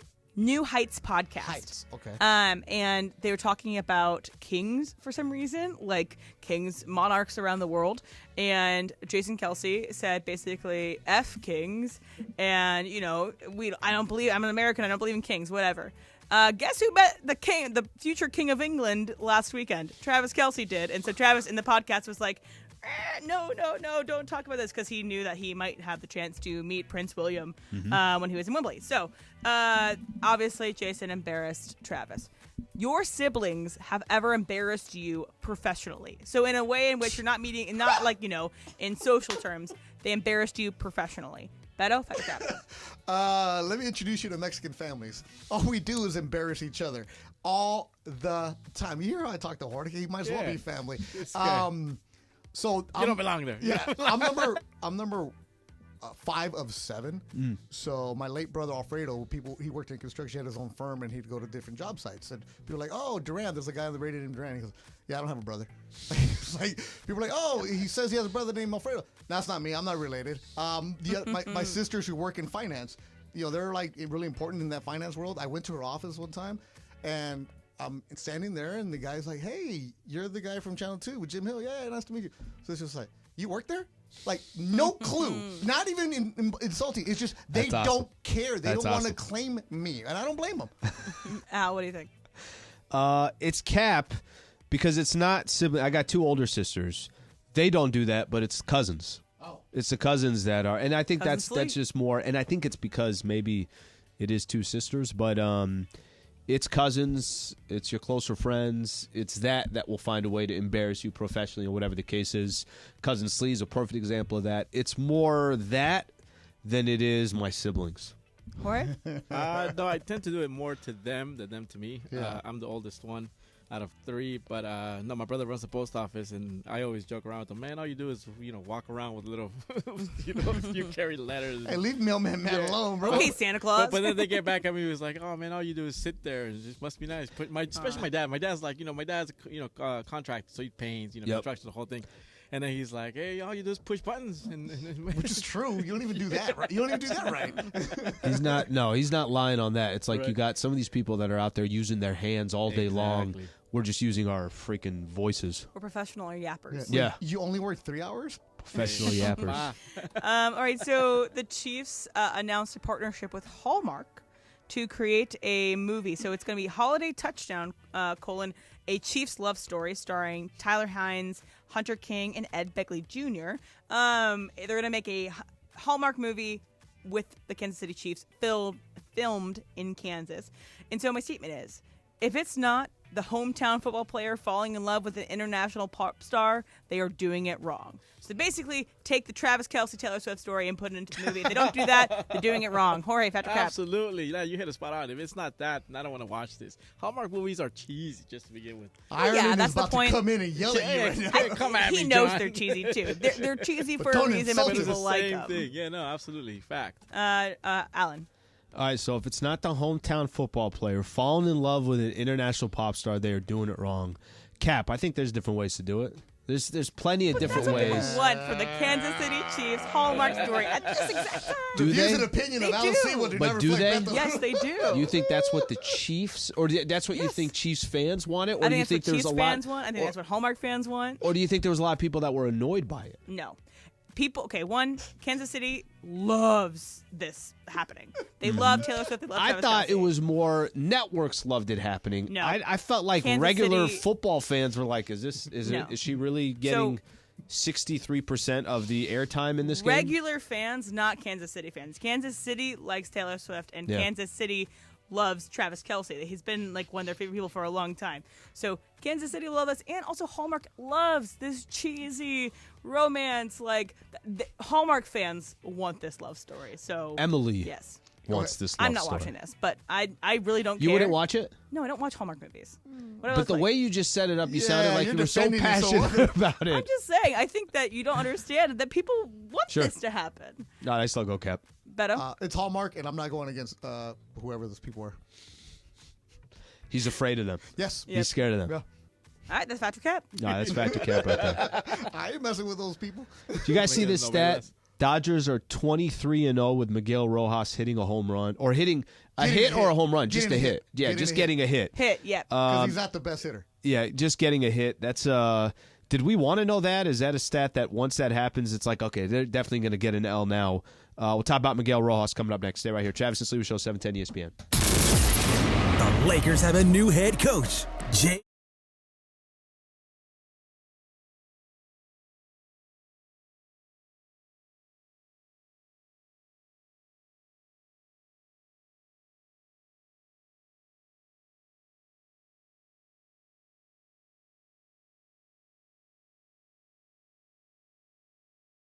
June 30th, Copa America, Mexico, Ecuador. But that's in Phoenix. Mercado Northgate is taking care of you. We're going to have a VIP party down in Costa Mesa. Listen all week long to ESPN LA to figure out how you can get invited. We're going to have a party, we're going to get going, and we're going to cheer on El Tri. USA, USA. That's what you're going to be chanting July 1st when the red, white, and blue takes on Uruguay in Copa America. And where are you going to watch it? At the Mercado Northgate in Costa Mesa. Find out how you can get VIP access all week long on ESPN LA.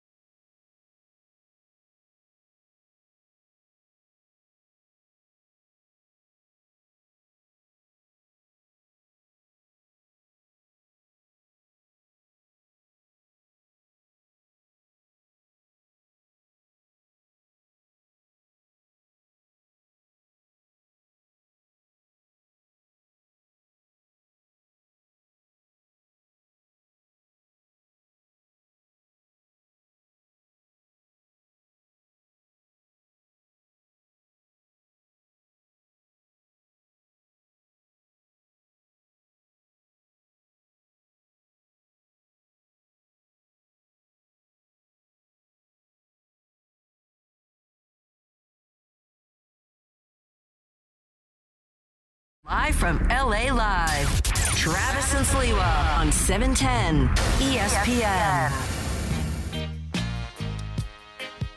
Get out of here, bro. Okay, were you always into reggae or no? Not always like into reggae, but But you like it? Yeah. Okay. How do you know these songs? It's off my. It's off of your playlist. Yeah. Okay, I'm a ready to Sliwa give you playlist. credit. I should know better than that. No, it's the Sliwa playlist. Oh. That's old. That hasn't been updated. But a lot of this reggae music is play music from the 70s, Yeah, you got 80s. the older By the way, 70s and 80s is the best reggae.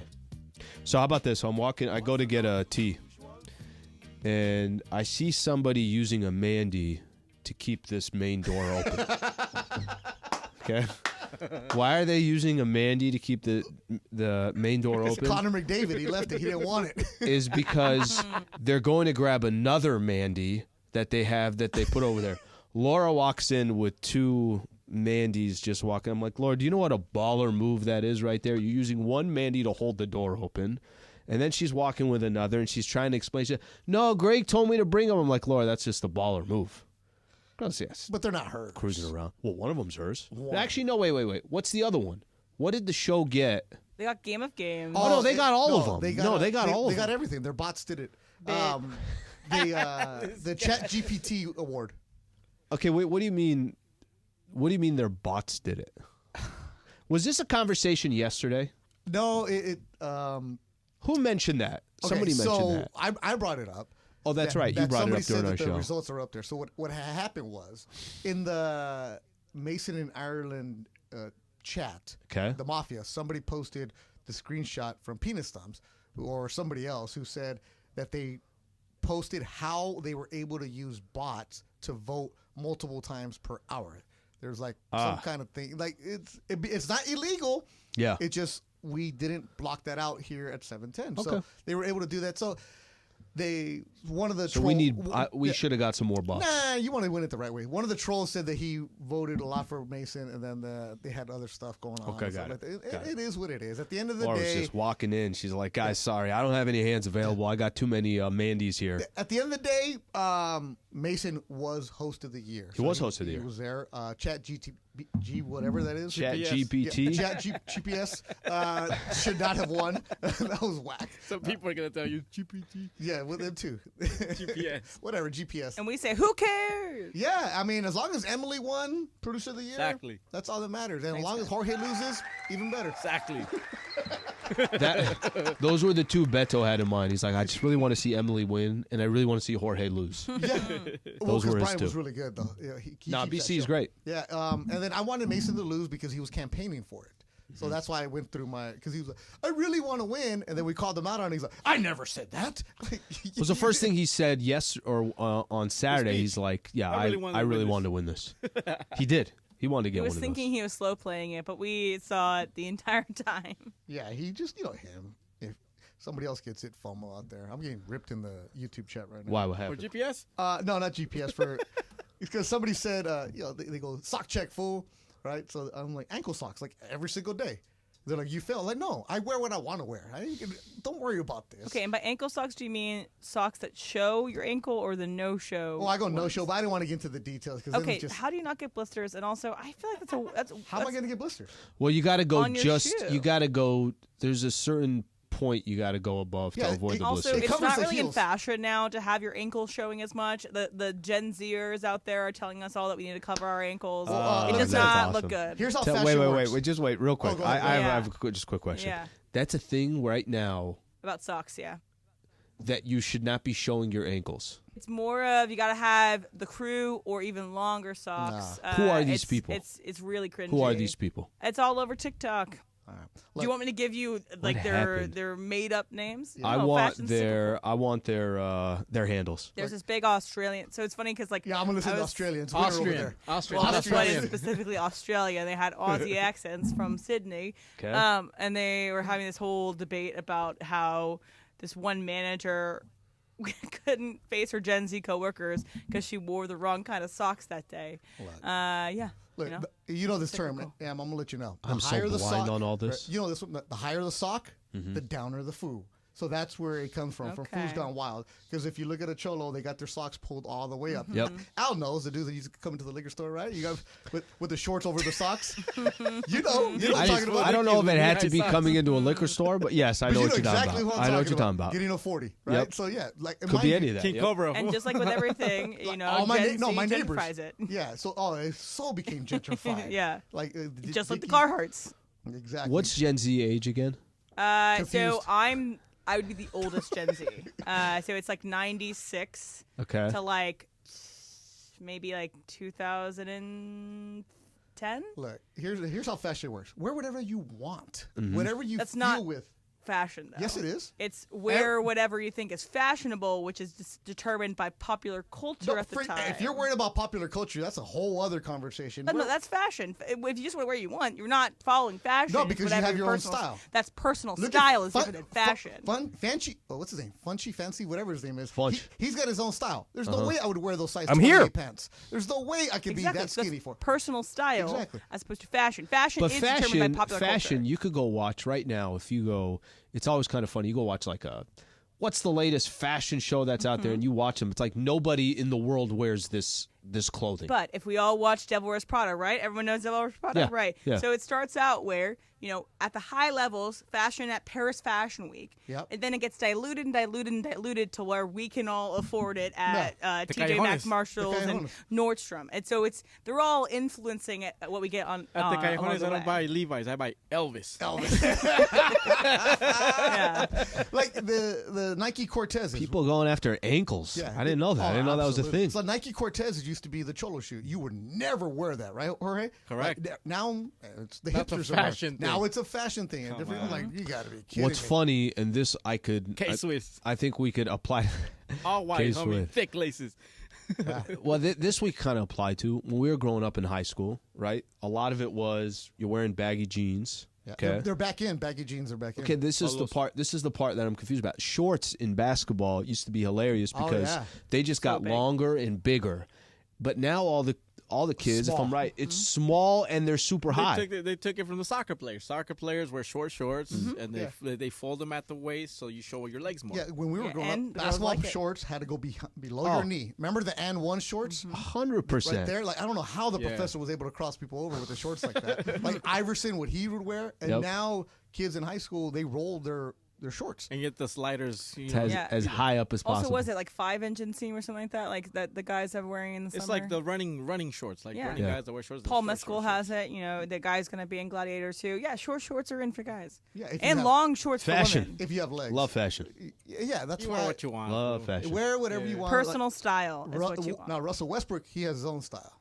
That's style. That you're 100% about. Kuzma has style. Personal style. And you don't have to say it's good or bad, but they have their own style. You know what you need? Kirkland. That's when you know you're washed. When you're looking at the Kirkland clothes, like, ooh, those shorts are But Russ is fashionable because he gets invited to the Met Mario Gala. Reese, stylish. Very Absolutely. stylish. Yes. There is something about if you do stop. I'm with you on that. If you go to Costco Mario.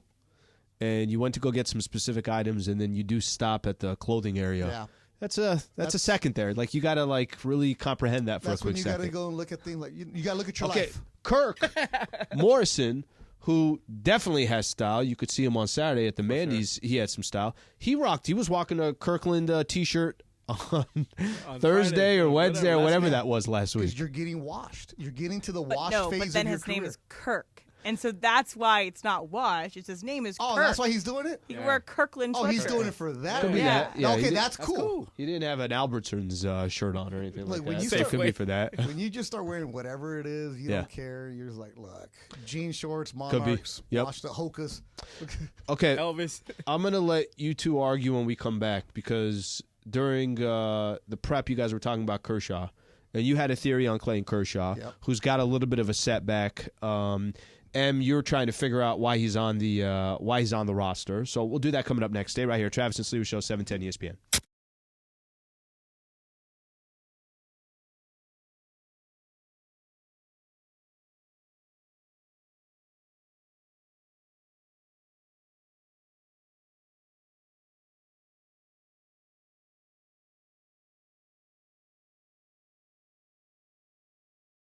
June 30th, Copa America, Mexico, Ecuador. But that's in Phoenix.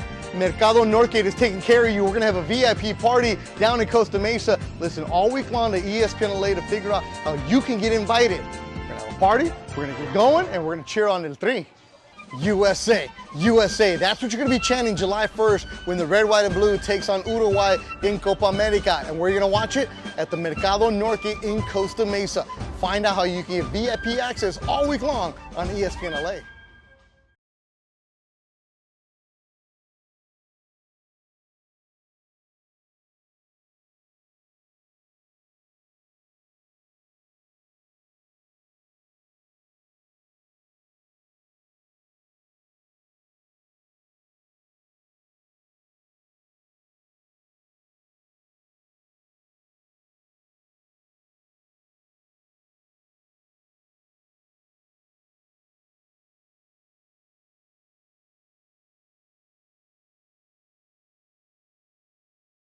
Really excited to see the new schools come into play at the Coliseum. Obviously, you're going to have Notre Dame to finish the season. That's always a special game. But seeing Nebraska showing up, Penn State showing up, LSU at the Collie, that's what I'm really looking forward to.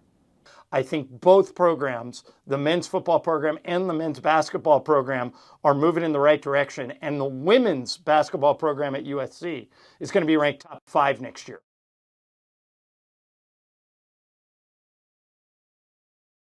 Beto in the house this afternoon.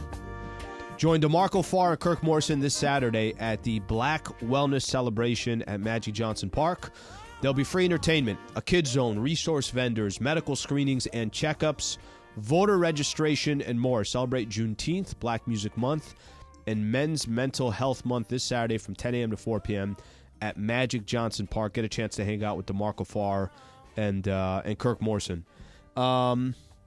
So there was a report, and put this in our notes a little bit earlier today. Clayton Kershaw has been shut down for a week after experiencing lingering soreness in his comeback from left shoulder surgery. But let me get your opinion on this, because I don't have an issue. I kind of understand why Kershaw is trying to make a comeback. Mm-hmm. They're also not depending on Clayton Kershaw. Last year they were depending on him, and he clearly wasn't healthy. What are the what should we expect from Clayton Kershaw between now and, let's say, the regular season ending? Not much. Clayton Kershaw, 36 years old, signed that one-year deal, and you signed him knowing that he was hurt. You signed him expecting him to show up in July, around the All-Star break, somewhere around that time. He had the setback. He threw in Cucamonga the other day. Big crowd that shows up in Cucamonga. TV crews out there, reporters out there. Everybody's out there for Clayton Kershaw, because Clayton Kershaw pretty much is his last season. Mm-hmm. You know, he turned pro in 2008 when he was 20 years old, right? He wasn't even wearing his number that he wears now. It was like a different number. Kershaw, if he can go and eat up innings for you in the summer months and help the Dodgers staff bolster them a little bit, that's what you need from him. If you're in the playoffs and you're going into a big game and Clayton Kershaw is your pitcher for you, you're probably in trouble. Mm-hmm. And if you are using Clayton Kershaw, let's just say that in the summer he goes and he progresses nicely and he's doing well. The way that baseball is played now in the playoffs in 2024, you're going to go and have him maybe go 4 innings for you, maybe go one time through the lineup.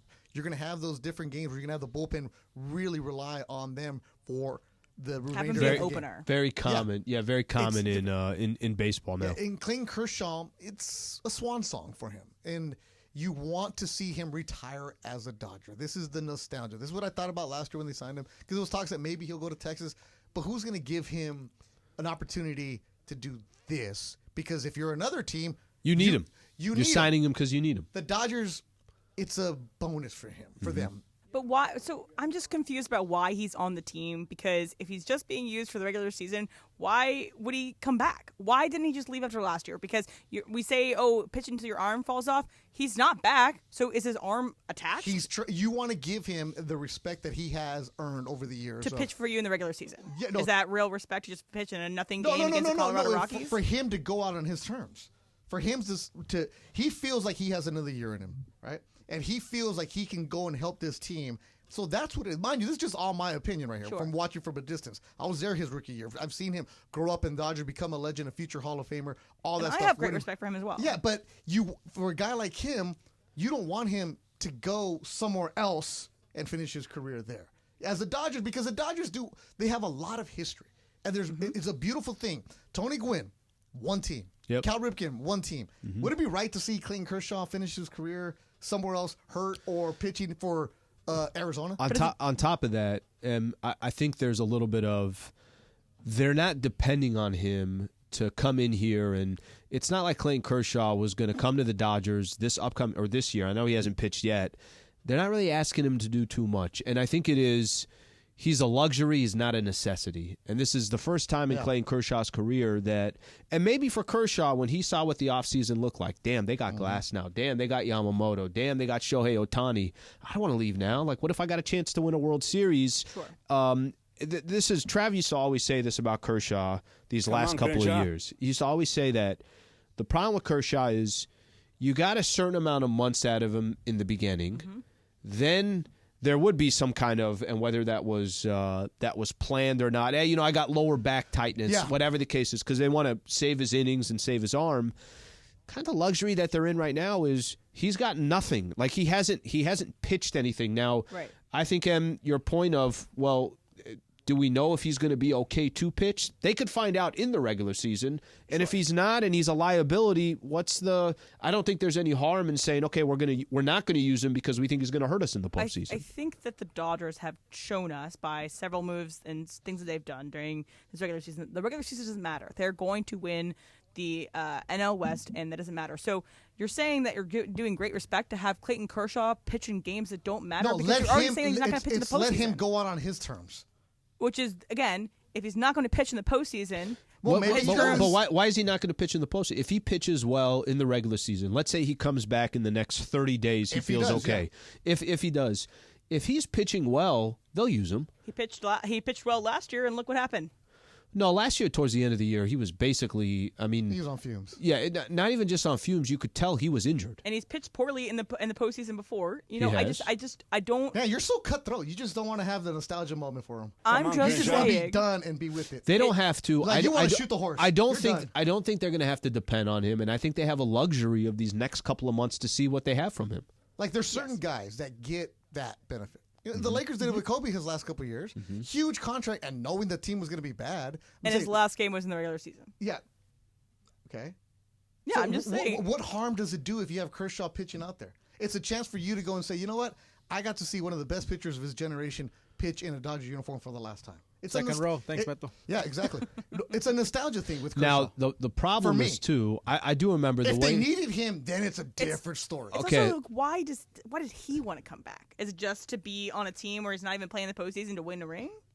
I think he probably still believes he can pitch. Yeah. And he's finding out. And we're going to find out if he can, right? Like, I think there's enough of a runway to find out if the man can still be somewhat effective in the regular season, then obviously how you're going to use him in the postseason. I think the other reason of wanting to come back, look, and maybe this is just me, Kershaw last year got pounded in the playoffs against Arizona, and then that was it. Like, imagine if that's it for him. Yeah. And he's already had bad memories in the postseason to begin with. What's the risk of saying, you know what? Look how stacked this squad is. Look how many different pitchers they have. He could have his I Kobe. feel like he could have his Kobe moment. Strike out a bunch of guys in his last game against the Rockies. But here's the problem with the Kobe moment. The Kobe moment was the team wasn't good enough, and they were going to play past the regular season. No. This Dodgers team is. That I think there's a little bit of. He feels like he can help the team. Yeah, he does feel like he helped the team. Kershaw is one of the most intense people I've ever been around with as a reporter. His answers were always to the point. You see him working out so hard. So he feels, again, just my opinion, just watching him over the years, that he still has something left to give to the game, and he feels like he could still contribute to the team. He's not just hanging on just to hang on. He really does feel like he can help this team.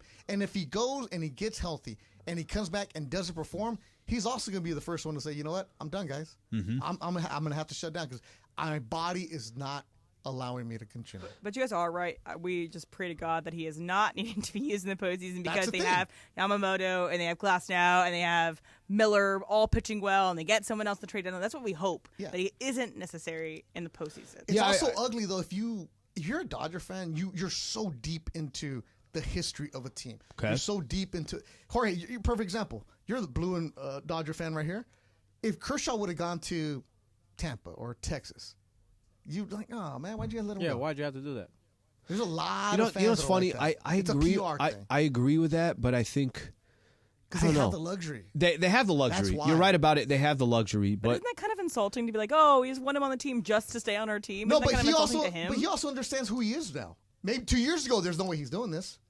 A year ago, he's not doing it. You got to realize your baseball career is ending. if he's hurting the team, I don't think they're going to use him. That's just as simple as that. And he wouldn't go out there and either. I don't think he'd go out there either. No. I think he understands, and of course, a player like that of that caliber is going to believe, hey, I still got something to Yeah, give. they all do.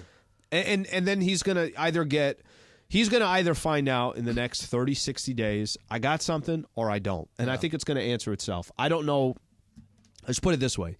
If in the regular season he's struggling, I don't know how many high leverage situations the dude's going to get in the postseason when the franchise is as desperate as they are to try to get a World Series. I think that's High going to leverage, happen. No, Yeah. you got to get through there. But it's going to be an interesting couple of weeks. Let's hope they put Miguel Rojas in the lineup in the postseason. So What's make that sure record now? guarantee- What's that record now? Yeah. 23-0? The baseball gods heard you. Don't jinx it. I mean, LA Times already wrote a whole article about it. I think Yeah, it's but out the there. baseball guys don't have a subscription. They want to pay it's extra, $16. $199 a month. Yeah. How much do you guys believe in that? I think I'm going further and further away from that. Baseball gods? Not even just now they're angry. Now they're angry. Not even just For the baseball Lakers, gods. if it Not was- even just baseball gods.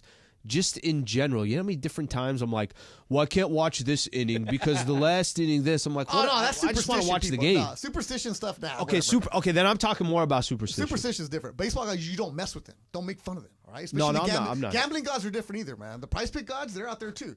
As we're watching Denmark right now, Serbia. Oh, we're not watching Serbia. We never watched Serbia. We watched the England one right here. Slovenia, England. Well, we bet on Denmark. But like, is there a situation in which you want like I don't know, if you believe in the baseball gods, do you have Miguel Rojas like pinch hit even if he's not going to line up just to get that hit in? You can't force it. You know, You Can't cannot force it. Yeah, that and is a if little you have bit Miguel forced. Rojas pinch hitting, oh my goodness. That means you're now asking for one at bat to get one hit to keep that streak going. Nah, Yeah, you got to be very can't for- strategic you with it. You can't force it. Got to be let very it- strategic gotta let with it. happen. It's a PR move, just like having Clayton Kershaw put. You know what? For somebody who grew up with no baseball, that explains a lot. I know I have baseball. I You're play in baseball. I Virginia. watch baseball.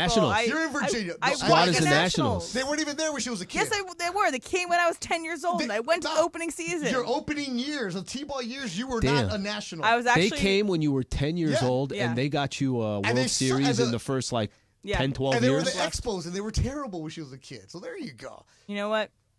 Yeah, I'm right. No, you're not. Because every kid, I don't even know the argument. No, She's here's like, why. no, you're Because not. every kid in LA, when they play T-ball and they sign up at 4 or 5 years old, I Yeah. want to be the Dodgers. Yep. Or I want to be the Yeah, of Angels. course. Yeah. You wanted to be... I actually want to be the Red Sox, and I also was the Padres on my little league team. There you go. Yeah, We'll take that. We'll exactly. Take that. Thank you. Because the Red Sox when I was 8 years old. Okay, make yourself feel old. By the way, what was that photo? You said the Missoula? Yeah. So yeah. Joe Mazzulla. Are you using that later or no? No, we can talk about Okay. it briefly right here. So the Celtics were, being honored across Boston, and Yep. they went to the Red Sox game, and there's a image of Joe Mazzulla in a Red Sox uniform, like in a jersey and a hat, and my goodness, does he He looks not like fit he's in. ready to go. He fits in and looks like a baseball player. So it wasn't a factor cap that I had time for, but I was like, Joe Mazzulla really fits in as a baseball player. I forgot. I saw something on YouTube. I forget what it was, but do you ever see Joe Mazzulla playing with the players? Oh, he can ball. But have you ever seen it? Like they're talking about how he's dirty, how he's this, that. Yeah. I just found it hilarious. This Of course he would be. 35-year-old coach, 35, 36, whatever he is, playing with Jaylen Brown and Tatum. It's like you're going to injure one of your players, but he's trying to win a pickup He game. thinks he's at 24-hour. Like those guys out there, they're with people like, hey, you want to play? No, man. I already know. You're That going is to a play dirty. pickup. You're going to foul people. There's Yeah. no need for that. Mazzulla's wired in. Let's You just say could that. tell the dudes. I'm like, that's an injury waiting to happen. Go finish your set Yeah. over at the bench Yeah, press. so Mazzulla can be a murderer, right? A bank robber, and then he could be a baseball player too. Be a baseball player too. Because he was in that podcast saying how he would get away with it. Oh yeah. All right, expectations for the Lakers. Should they be different this upcoming season? Are we delusional to think that the Lakers can hang with some of these other teams in the Western Conference. We'll talk about coming up next. Travis and Sliwa Show, 710.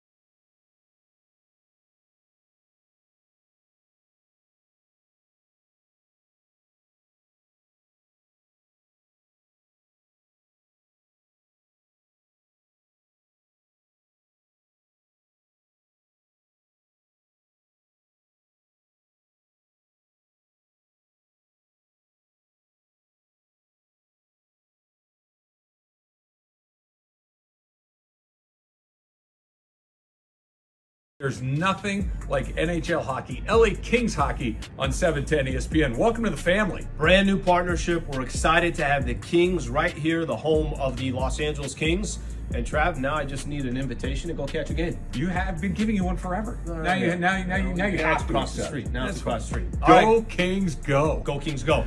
The Kings are back on 710 ESPN. Believe it or not, I did pregame for the Kings 25 years ago. Damn, I'm old. Luke Robitaille, the rest of the Kings organization couldn't be more excited. Go Kings, go! Go Kings, go. Nothing like live hockey. Nothing like seeing it in person. Nothing like watching it on TV. Nothing like listening to it on the radio. And we've got them on ESPN LA. Go Kings, go. We're so excited. The LA Kings have found a new home right here on 710 ESPN. Can't wait to see you on the ice. I want to congratulate the LA Kings. You are now on the greatest sports radio station in America, 710. And guess what? Now I get to be one of the ice girls at a Kings game. Go Kings, go. Go Kings, go. Go Kings, go.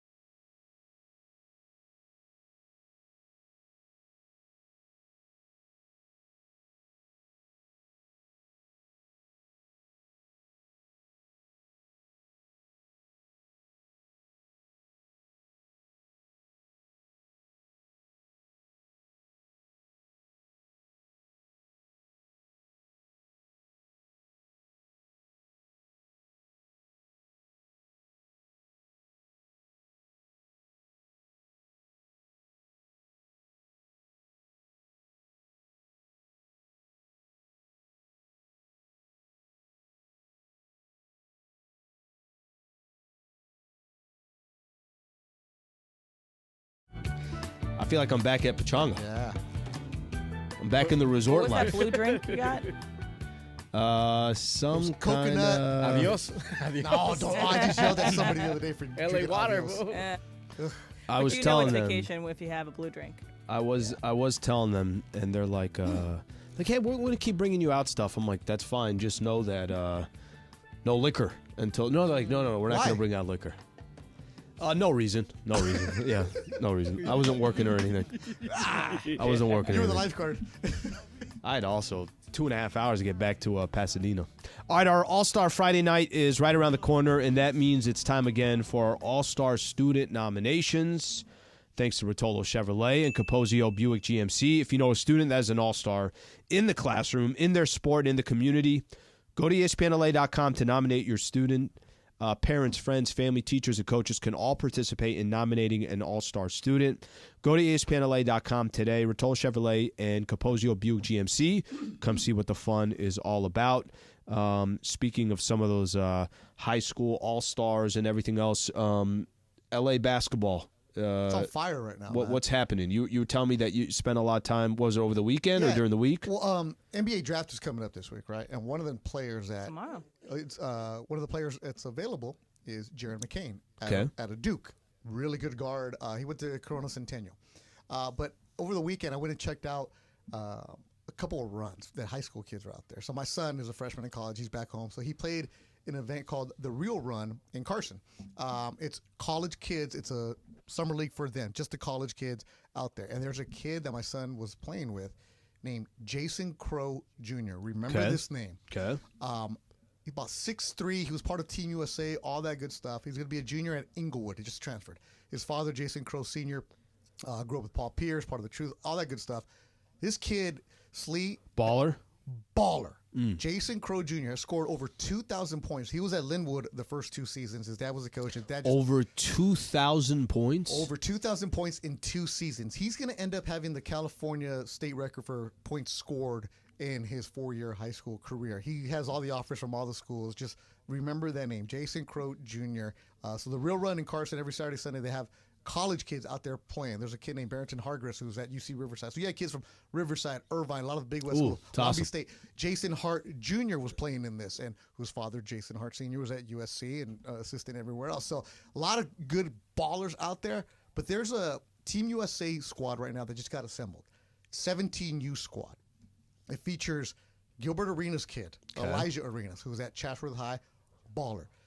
It also features a kid named Brandon McCoy, who goes to St. John Bosco, a friend of my son, who's 6'3", 6'4", jumps out of the building. This team is just stacked. So there's a lot of What's the style? Is it all perimeter?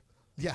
Just basically guys firing away. Firing away, getting after it, attacking, slashing. And these are all big guards, you know, like So the future of the basketball is just so bright here in Southern California. And also on Sunday, my son went to do this one run called Air West. Chris Young, you know who Chris Young is. He runs his organization called Air West. And you actually interviewed him when you were at the Drew League back in 2016, something like that. And Chris has this run where he does in downtown LA or different spots where he invites kids that just graduated that could maybe go to a JUCO, maybe or a smaller school. Like my son's a Division III kid, invites them, and these kids get quality, great work.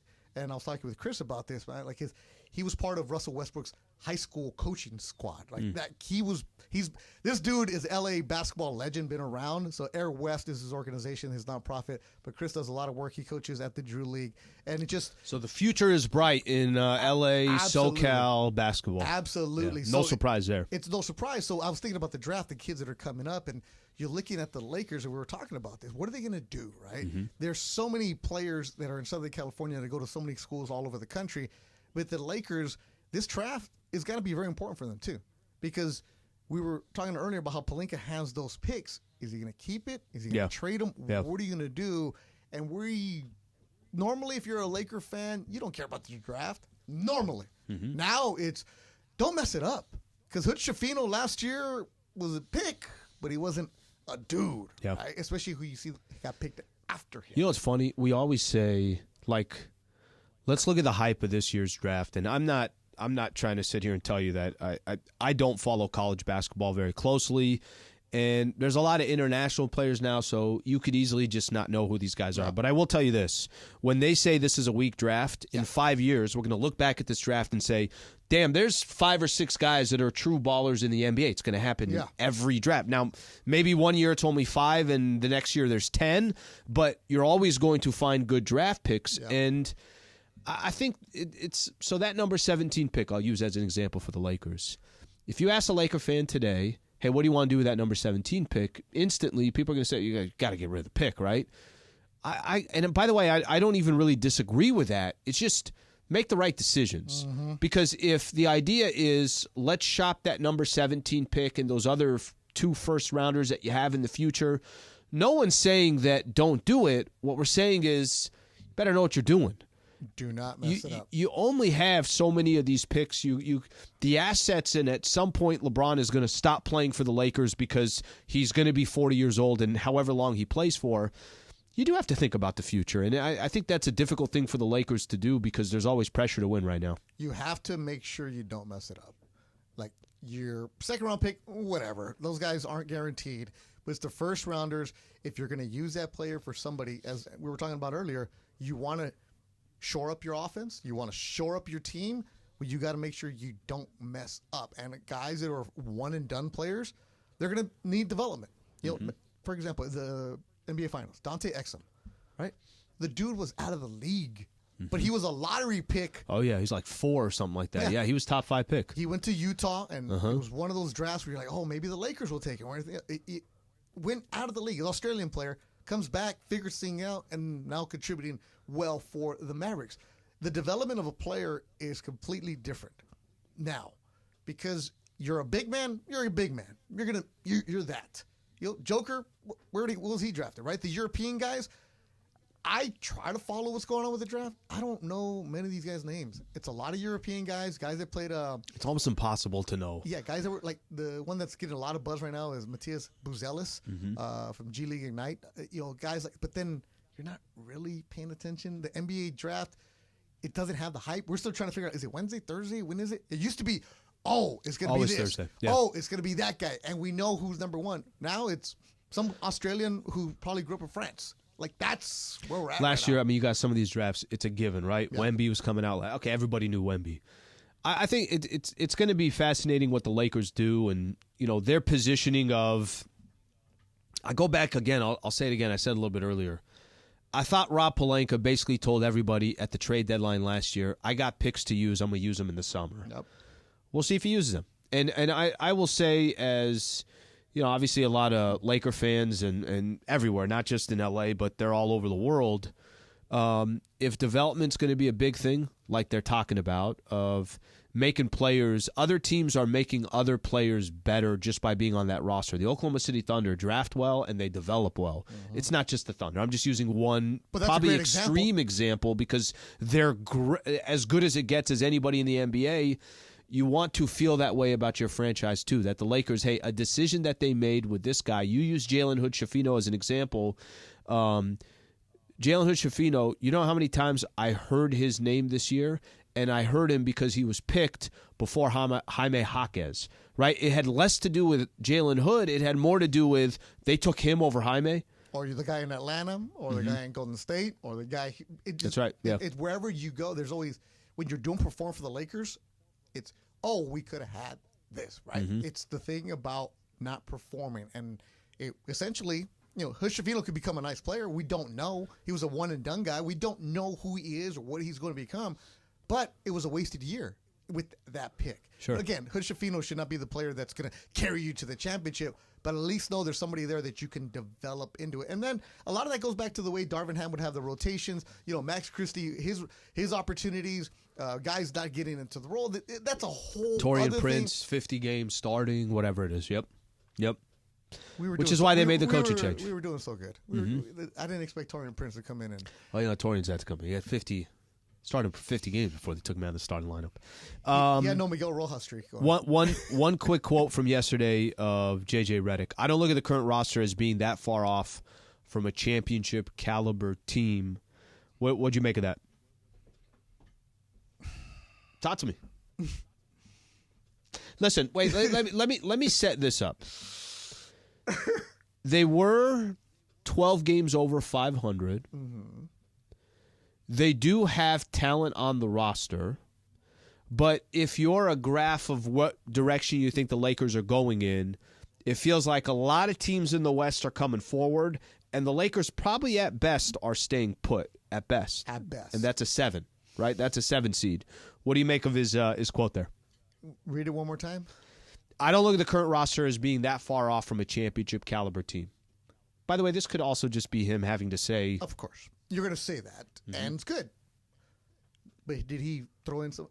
But did he say any of that afterwards? No. Oh, no, it was just, if he would have said contending team, I'll take that. This is not a championship team. It's, again, the way it's constructed right now. If you look at last year's squad, you're not looking at a team that was going to scare anybody. I know the whole attitude of nobody wants to play the Lakers in the playoffs. Yeah, they do. Like, please, line them up. Let's go. It's not a team that's a championship. It's a team that has pieces to potentially be a contender, but not, championship. Like Vegas is not going to put them anywhere near the top 15 teams that can win a title. No. Not when you're going to have a 40-year-old LeBron, question marks with AD, and then who's around him. Like, that's, again, as a coach, you're going to say this. You're going to be excited to want to coach this team, yes. But I would say more contending than championship. You've done a rabbit hole with us before, right? Yeah. Okay, you got some rabbit hole stuff that we can get into? Oh, my goodness. I think I got a good one here. Let me tell you something. Yeah, I think I got a good one here. All right, we'll do that coming up next. Rabbit hole coming up next. Stay right here. Travis and Sliwa Show, 710 ESPN. Breaking news from our guys. Introducing 30% off menu price medium and large pizzas for a limited time.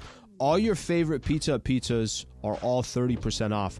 You know what's so great about our partnership with Pizza Hut? They're always taking care of 710 ESPN listeners. There's always great deals going on. All you got to do is just find the deals page on the Pizza Hut app or at pizzahut.com, and you can order now. Again, 30% off menu price medium and large pizzas. Not valid on limited time pizza offers or with any other discounts.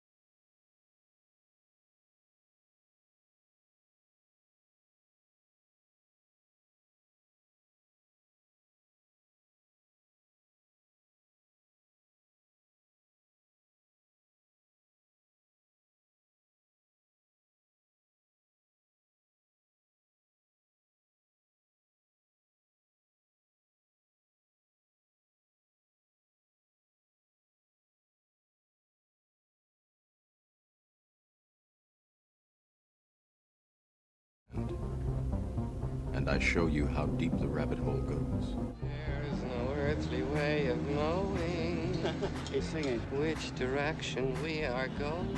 Nothing can possibly go wrong. It definitely won't go Aloha. wrong. Aloha with the rabbit Aloha. hole here. So a rabbit hole is whatever internet thing that has been occupying spaces in our head over the past couple days. Something we spent way too much time looking into. So Al, what's a rabbit hole? All right, so got caught in this, just was on my feed. Have you guys ever watched in Portugal? They're Cristiano Ronaldo, Nani, yeah, those guys. A specific- the guy Rodriguez from the Panthers. He's Portuguese. Pepe. a specific area in Portugal that is known for these crazy, crazy waves. Yeah, they film House of the Dragon there, I think, too. Okay. So I think that it's Nazari Swell, I think is what it's called. And these surfers are out there. It's like the biggest waves that you can possibly think of. Some of the biggest swells in the entire world is in this area of Portugal. Bro, I don't know if you ever sat and watched some of this. And I have. It's crazy. First off, it's so tense. When one of these guys goes under the waves, I'm like, just somebody please tell me everything's all good. They got the guys in the wave runners as well, so they're there trying to do everything they can to help. Yeah. But, bro, I mean, these are 60, 70, 80-foot waves, and these guys are trying to... You look like you're getting nervous just me talking about it. It's Did you ever insane. watch the 100-Foot Wave that's on HBO? Yeah. I don't think I have. It's like a documentary series. You should check it out. If you're interested in this, go watch that. It's really cool about these guys, again, chasing 100-foot waves, if they catch them or not, and Oh it's my beautifully filmed. gosh! Yeah, that will be my that'll be my next rabbit hole. I've gone down that rabbit hole before because a couple years ago they had a competition there. It was just out of control, and then Endless Summer is my movie right there. So I like that where it's nice and chill. But that stuff is intense. Like in Hawaii when Eddie would go, like that stuff. Like I always think about the lifeguards. Like you're Sure. okay. That Oh, guy yeah, just you're right. But, You're right. I'm gonna go with that water, which is when it hits you, it feels like a building hitting you. So I've heard. All right, that's my rabbit hole. Yeah, surfing's crazy. Oh, absolutely. It's where's Dr. Clapper at? We can need him. I bet it was yours. Mine. So I'm end of July. I'm going to Europe. I'm taking my daughter. We're going to Venice and Milan in Italy. And I found out that from Milan, Lake Como is only like a 40-minute ferry. Lake Como? How do you say it? You said Cuomo, like the former governor of New York. Well, yeah, well, him too. All right. Whatever. It's Cuomo. We're like, what? Okay, like say what? So I'm gonna go there to Cuomo or Como, and you have to take this ferry. Okay. So my rabbit hole is all of that because now there's videos of taking the ferry, and I ended up with how to avoid the crowd ferry and how to instead of going on this train. So I've been going down this. But that's good. I like that. You're game planning here. It went from game planning Uh-huh. to stressing what out. kind of people live on Lake Cuomo. You don't belong there, fool. You don't belong there, fool. First of all, I am a fancy fool because I was there yesterday, right? So it went from what kind of people live there, the village, and it led me down this crazy rabbit hole of these little tiny Italian towns that are on the water and who's there and living, and like the women who are like 90-something years old, and like the interviews with them of like what it was like and how they don't understand how tourists found them because these little old ladies have never left Lake Como. So that's what I went down, and then it ended up me. You're going to have more knowledge on the place you're going to than any other tourist that's going there. Absolutely. Yeah. I'm going to be there. That's but good. It's so that was that, and it's just an Italy rabbit hole because Venice is sinking and Venice stinks. So it's all a mess. It went from like, yeah, I'm excited to go there to like, oh man. It'll be on your Euro summer. It'll be great. Oh yeah, summer a bee. The funny thing about Lake Como is too, it's like for my friends who've gone there, Cuomo. it's like. Like what? It's so Lake Como? hard to get to Lake Como because it's like you can't just fly straight there. You can't just take an Uber there. But it is where they filmed the season, is it 4 or 3 finale of Succession? The one that they're at the fancy wedding is all in Lake Como, and it looks gorgeous. Oh, bro, Clooney has a house there, so I'm gonna go hang out with him. That food's got to be amazing. And one of the prequels of Star Wars, they have the wedding there. Anyway, Jorge? What wedding? It's Anakin's wedding to... Star Wars 3? Sure. I don't know. I'm just playing. I don't know. We can just talk about that tomorrow. Episode 2, apparently. Some nerds back there told me. All right, Jorge.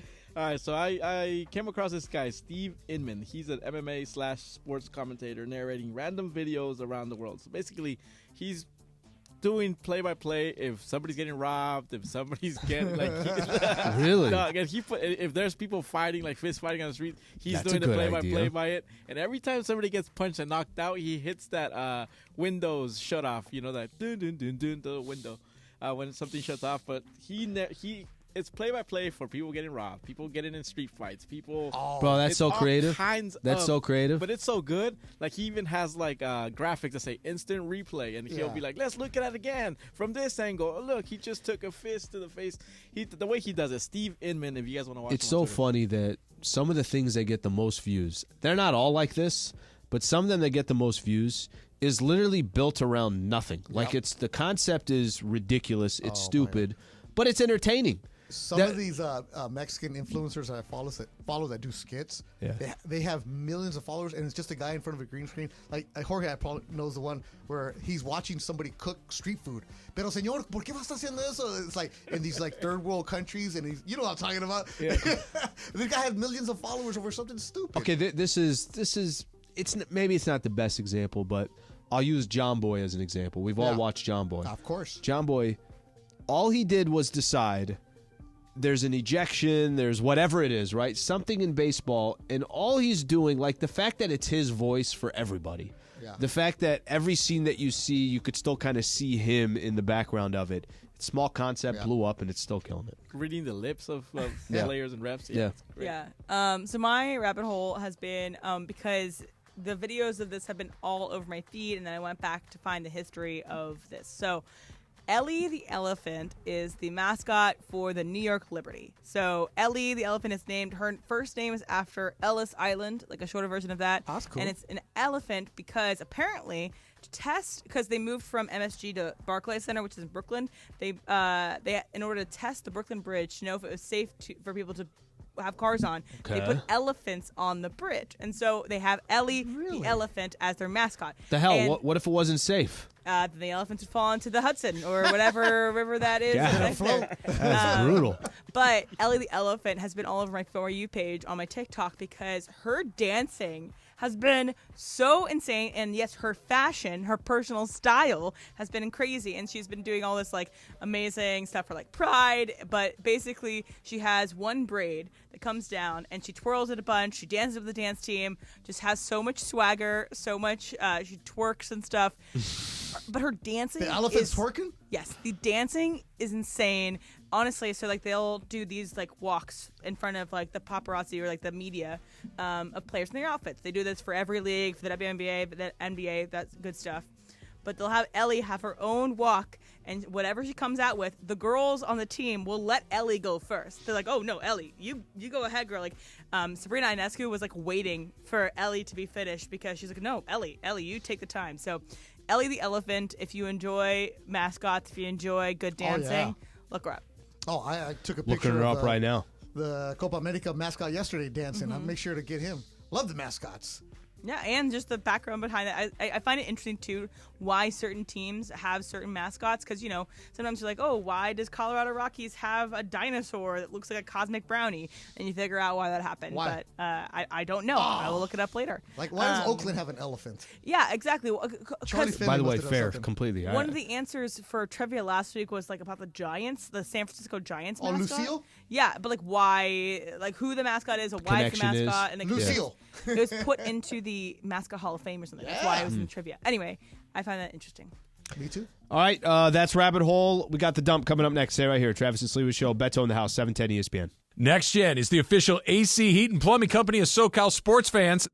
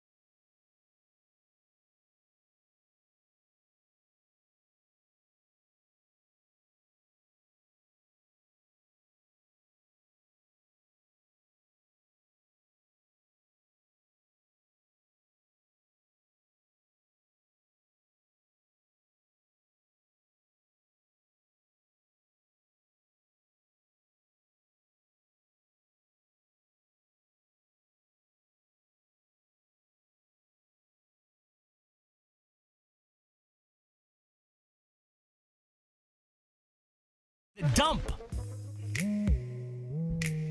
I'm still looking up food in Lake Como. Oh, let's go.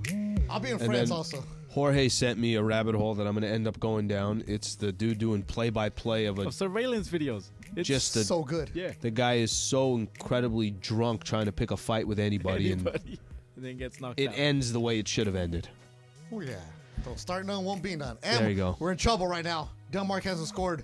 Okay, but Eriksson has had shots on goal. So Okay, we're getting he's closer. Hunting. He's hunting. Let's go, Eriksson. Did you guys, was this a, We did a prize like picks. a planned, you guys discuss it together before you put the bet in? Well, she just told me this guy named Eriksson is going to score. And I said, I was okay, gonna cool. say, if Whoever you're he gonna is. pick anything from the Denmark game, I might have some good value on Eriksson to score. He's already Okay. scored in the Euro so far, and he is very good. All right, no problem. He Prize knows picks, what she's Eriksson. doing. Let's go. All right, ESPN Experiences is launching its first ever Take Me Out to the Ballpark tour for just under $7,000. Oh. Okay?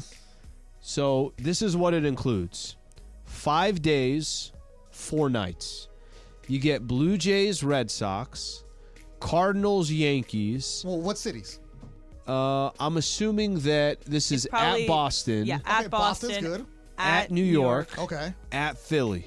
Okay. So the games are Blue Jays, Red Sox, Cardinals, Yankees, Braves, Phillies. Okay. Tour of the ESPN headquarters, Yankee Stadium tour, Jackie Robinson Museum tour, all hotels, transportation, select meals, meet and greets with Michael Kay, Carl Ravitch, and Ravitch. I think that's I pronounced it wrong. And Momo. others. $7,000 to go to 3 ballparks, 5 days, 4 nights. Gotta be And honest with you. hotel and transportation. Yeah, this is. If you're a big baseball fan, maybe you haven't been to these stadiums before. Maybe you're not affiliated to one team, and you're just like, hey, I want to go enjoy the experience. That's interesting. Yeah, it's about right for the price because you're getting the experience. If it was just a game, one thing, but getting the stadium tour is really cool because that's hard to get on game days. Like Dodger Stadium does stadium tours, but not on game days. So if you get to behind the scenes stuff, you get to see what's going on. I can see that, and I'm pretty sure they're going to give you good tickets too. Because when I went to that Dodger Yankee game, we spent almost $200 for a ticket by the foul pole. That's right. You mentioned that. So I mean, flights, airport, transportation. New York to Boston to And Philly. good games, Braves. And Phillies, really good games, game. Cardinals, Yankees, good game. Blue Jays, Red Sox, maybe less of a good game. If you could do an experience like this in any sport, is it baseball? I've been doing them, yeah. The good thing with baseball is it's so Summertime, it's freaking nice. chill. Yeah, it's so chill. Well, you it's just not did it, right? extreme. Did you go to Baltimore? I went to Philly for the Padres and the Phillies. Yeah. That's good, yeah. I've been to probably, how many ballparks do you think you've been to? I don't think know, maybe but a 8, lot. 9. Okay, I've been to a lot. Not that many. 8, 9 ballparks, something like that. But baseball's the only one. I've been to more baseball parks, definitely more than the NFL. Well, baseball's more It's just- destination. You want to go see. Like, every It's football inviting. stadium is kind of the same, Yeah. whatever. Like, Cowboy Stadium looks cool, but then you're inside and you're like, it just looks like a football stadium like everywhere else. Like, baseball, because they're so quirky, and every single one of And them it's is outside, individual. and the weather's typically nice in the summertime right, when right. baseball's being played. Yeah. And you get Like, I want to hot go to dog. Packer Stadium. That'd be cool. That'd be cool. See, Lambeau would be Lambeau's a awesome. but are you December, thinking- I'm going to go to Lambeau. Like, yeah, that's kind of the experience to go to Yeah, Lambeau, layer sure. up and see my boy Jim Boone. We hanging out, but you go to Chicago, like baseball because of the cities and the quirky of like each stadium looks different. NBA, they're all sterile. They all look the same. Every single NBA arena, you don't even know where you're at most of the time. 100%. So you're like, is it a hockey game or a basketball game today? You know, but for baseball, anytime you can go, anywhere I go that I'm working, Mhm. I always check to make sure if there's a game in town, and I'll show up. I don't care who's playing. I'm just gonna go show up, whether it's minor league or pro. Were you guys, were you a big fan of Anthony Bourdain? Yeah, I actually been watching him when I fly a lot. Actually, getting ready for his Italy trip, been watching a lot of Bourdain. Seen where he goes and stuff like Yeah, that? yeah. Okay. That's interesting. I'm kind of the same way. Did you know what his signature move every time he came to Los Angeles? The first thing he Yeah, I know. did went to In-N-Out. Yep. And it's so funny. He would talk about that's actually one of the cooler stuff with Anthony Bourdain is obviously understands the culinary world like no tomorrow, as educated as you can possibly be on it. but he also just appreciated the simplicity. But that was always his move. Always went in and out. King of high-low. Like, he knows the best places to go and the, like, quote-unquote, lower places to go in terms of maybe price, but the food is going to be great. Yeah, Bourdain, there was an episode where he was here in L.A. and he did, like, the Mexican food tour. My good friend Gustavo Arellano for the L.A. Times was one who showed him around. So they went to Placita Olvera, and he had the flautas there, stuff like that. And it's the people who knew him would call him Tony. And Gustavo told me the story that Bourdain would always go to the kitchen and talk to the Latino cooks that are working in the kitchen because that's where his roots were, right? Working in the kitchens, working his way up. And it's one thing to be respected by your fans, but when you're respected by the people in the industry that are there cutting the onions, kind of like the hardcore back of the house people, that's what's up, man. It would have been his passed away, obviously, too early, 61 years old. So today would have been his birthday. Would have been 67. Yeah, would have been 67. I wonder what you brought us. Okay, on this day, 2004, The Notebook was released. Were you a Notebook fan? Anybody here a Notebook fan? A Notebook, yeah. I don't even know what that is. Sure. Love story. The Notebook. The Notebook. I never saw it either. No? No. Well, I don't know if you're going to love it. Okay. I don't know if it's your go-to. It's kind of long. It's pretty long running. I mean, it might be almost 3 hours. I know it might be 2.5. Trav loves 3-hour movies. Yeah, it's at North Carolina. It's scary people. But, it's Ryan Gosling. It's Rachel McAdams, right? Nope. James Marsden. Nope. And, yeah, it takes place. It's very sweet. And Oh, they forget it. I'm not. I don't think you guys are going to like it. I'm not saying you guys don't like it. I like it because I like. Is it sappy? Yes, it's sappy. It's very sad. I don't like sad. But I did just find out. So basically the story takes place kind of in the past and in the present day. Okay. And the husband of the girl in the past is trying to have her remember her life because she has Alzheimer's. And the actress who played that woman now has Alzheimer's, which is really sweet. So it's her son kind of just announced this and that she's been dealing with the same thing too. But the movie is really, really great.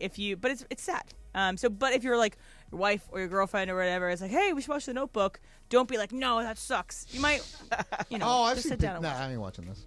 All right, we're around the summertime right now. Anyways, U.S. workers and their feelings about vacation. So Em put this in there. A new survey by communications firm Movcon Agency, 54% of 2,000 U.S. adults polled said they work while on vacation, and roughly half said they feel guilty on vacation, whether they were working or not. You got any guilt if you're working on vacation? Yeah, because I don't have a full-time job, so if I'm on vacation means I'm not working that day, which means Mr. 1099 is going to go broke that day. I've never had a real job where I actually had to take vacation days off, so I've always been independent, so I don't know that feeling. All right, so I'll give two examples. Back in when I was on the sales side, it's kind of impossible not to work when you're gone.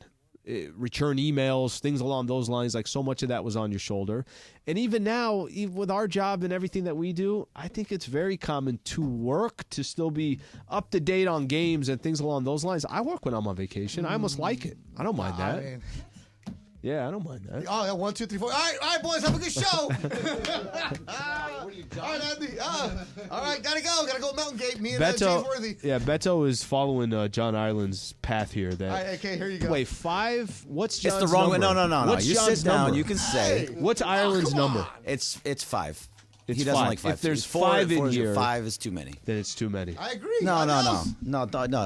You stay right there. You're fine. See You're right there, fine. see right there, Sleet? Because I don't have a full-time job. I have to listen. Right. Then you gotta stay. That's You gotta right. stay. That's right. And what do you mean? You like working when you're on vacation? Why It's would not you even like working? but you just naturally get stuff done. So when you're on your missions to Yeah. attack people in Abu different Dhabi. countries, Yeah. like you're working. That's your job. No, I'm not. So you're still checking Lakers talk. I'm not working as in actively working, but I will get work done.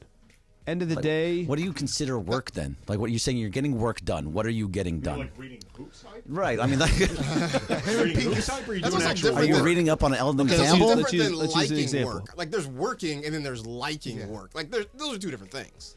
Well, the Europeans do it right. They shut down. oh, when they shut down, but they shut down for lunch, and Good. it's like I you're not mean, going to should. see them again. We should shut down till I'm not mad at 1:12. that. I'm not mad at that either. Like, are you talking to the people at Pizza Hut about your next script? No, you don't have to be doing that. You'll return emails. If I'm not here, but the Dodgers are playing, and I know I got to keep up on the Dodgers. Then I'll read articles on LA Times to keep up. Yeah, but that's fun. It's well, our sports. job You're is fun. No, but that's fun stuff. But Like, that I'm is not our reading job. the That's not entertainment. working. I don't feel like. It's our job. Well, that's our job, but that's just like an everyday I'm not thing. telling you I'm laying tile down when I'm not. That's what it made it sound like. I like to work when I'm on Okay, vacation. when you're on the sales side, you're Yeah. returning whatever those sales guys do? I would, end of the day, I would catch up. So if I had an hour worth of work to do, by the time the day was done, I would catch up on it. So Lady they're done. Slee is one of the most amazing women in the She's world the to be same okay thing with too. that. She's the same thing too. Wait, so you go to Joshua Tree where there's no service, and what do you do? No, that you can't do it. Yeah, Joshua Tree, I'm one with My nature. fight. That's what takes my fight. There's a reason. Hold on, honey. I got a Lakers talk daily to get into. Out of office message, right? Like you just pop that on there, and I'm a ghost at that point. Yeah. No. Out of office reply. Don't talk to me. Bro, when you're not working, you're working. He has to. No. He's important. Right, no. If I'm on vacation, I know vacation doesn't exist in my world, but when you're not here, and you're technically off, or you're supposed you have a couple days off, you still work. That's different. I'm not on Why is it vacation different? because I'm not on vacation. Look, Morales is gone the rest of this week, but he's been sending emails about liners that I have to cut. Right? No, that's working. Yeah, that's working. He shouldn't be doing that. He's on vacation. Put your phone But down. of course he's turn it gonna off. do Turn that. it. That's what he's going to do. Sure, but he's That's the problem. He is nonstop. He's not European. Right. But if I'm in Paris or if I'm in Hawaii or something, it's off, it's gone, I'm not looking at it. Bye. Congratulations. Yeah, goodbye. Yeah. I'm on Instagram All right, going, wish you were here. Let's do some Super Crosstalk. Super Crosstalk. ESPN AM 710 Los Angeles. KRDC AM 1110 Pasadena, Los Angeles. K256CX 99.1 FM Pasadena, Los Angeles. It's the greatest segment in LA sports radio history. Oh my God. When the shows come together for magic on the radio. It will only grow stronger. Super Crosstalk. Are we ready for Mason and Ireland to join Travis and Slee? Super Crosstalk begins. Super Crosstalk presented by In-N-Out Burger. In-N-Out. That's what a hamburger is all about. It's time for Super So it's pretty good. Hi, boys. That's pretty good. No, get Where it. you going, Beto, Beto? where are you going? That's where you going, bro. No, AK, did you get your proper? Did you and BK get your proper praise after the Mandy's? Yeah, how'd it go? Hey, I don't look haven't at seen me, brother. I'm sorry. Well, don't look at him because he was passed out when the whole thing was over. Or he was getting propositioned, too. Jorge's like, you guys went up? When did that happen? No, at some point I said 2 minutes. 2 minutes Yeah, left. it's 2 minute warning. We were done? It's a 2-minute warning. That's That's right. right. We're done. Why And didn't Chris you go was like, longer? keep going, and you're like, well, no, guys, I did my Morales, material. because Morales has been writing us for a year About you went the too long. length of last year's roast, and we may have been trying to prove a point. We may have been trying to go under our allotted time to prove a bit of a petty point, which was that people would have wanted more. I love and that. they did. Petty is great. But that's what you wanted. You wanted Oh, people he walked wanting away more. with people wanting more. Yes. Yeah, Him and BK 100%. 100% walked away with people wanting But more. no. The important thing was we got Morales back on stage as quick as possible. Like, that's what really, really matters. He didn't have enough time up there. Like, we get 5 minutes with him off stage. It was already something of a crime. But 7 minutes, you can't have He that. was just shaking in the back. He's like, I gotta get back up. Oh, no, I mean, he was like...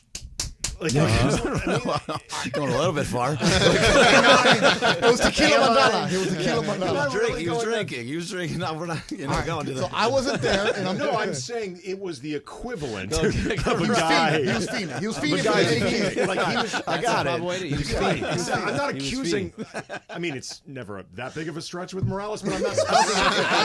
There's not really a stretch period. So who got the big wrath? Who got the what? Who got the wrath of the AK and the BK?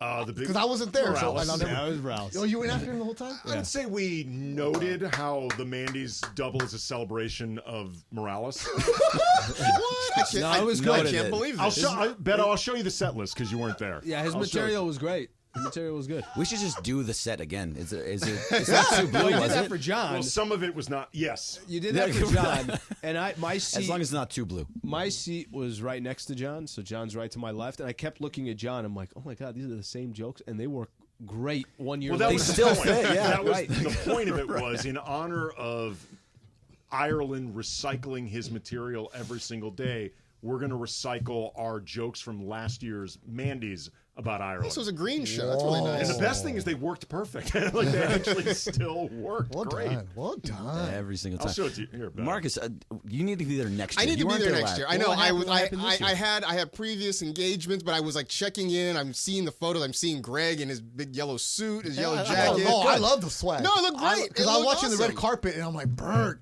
And what is my comment always? Berg More went harder. Berg. Right. More Berg. The fact that I didn't think you would try something that bold. Really? Pants like that?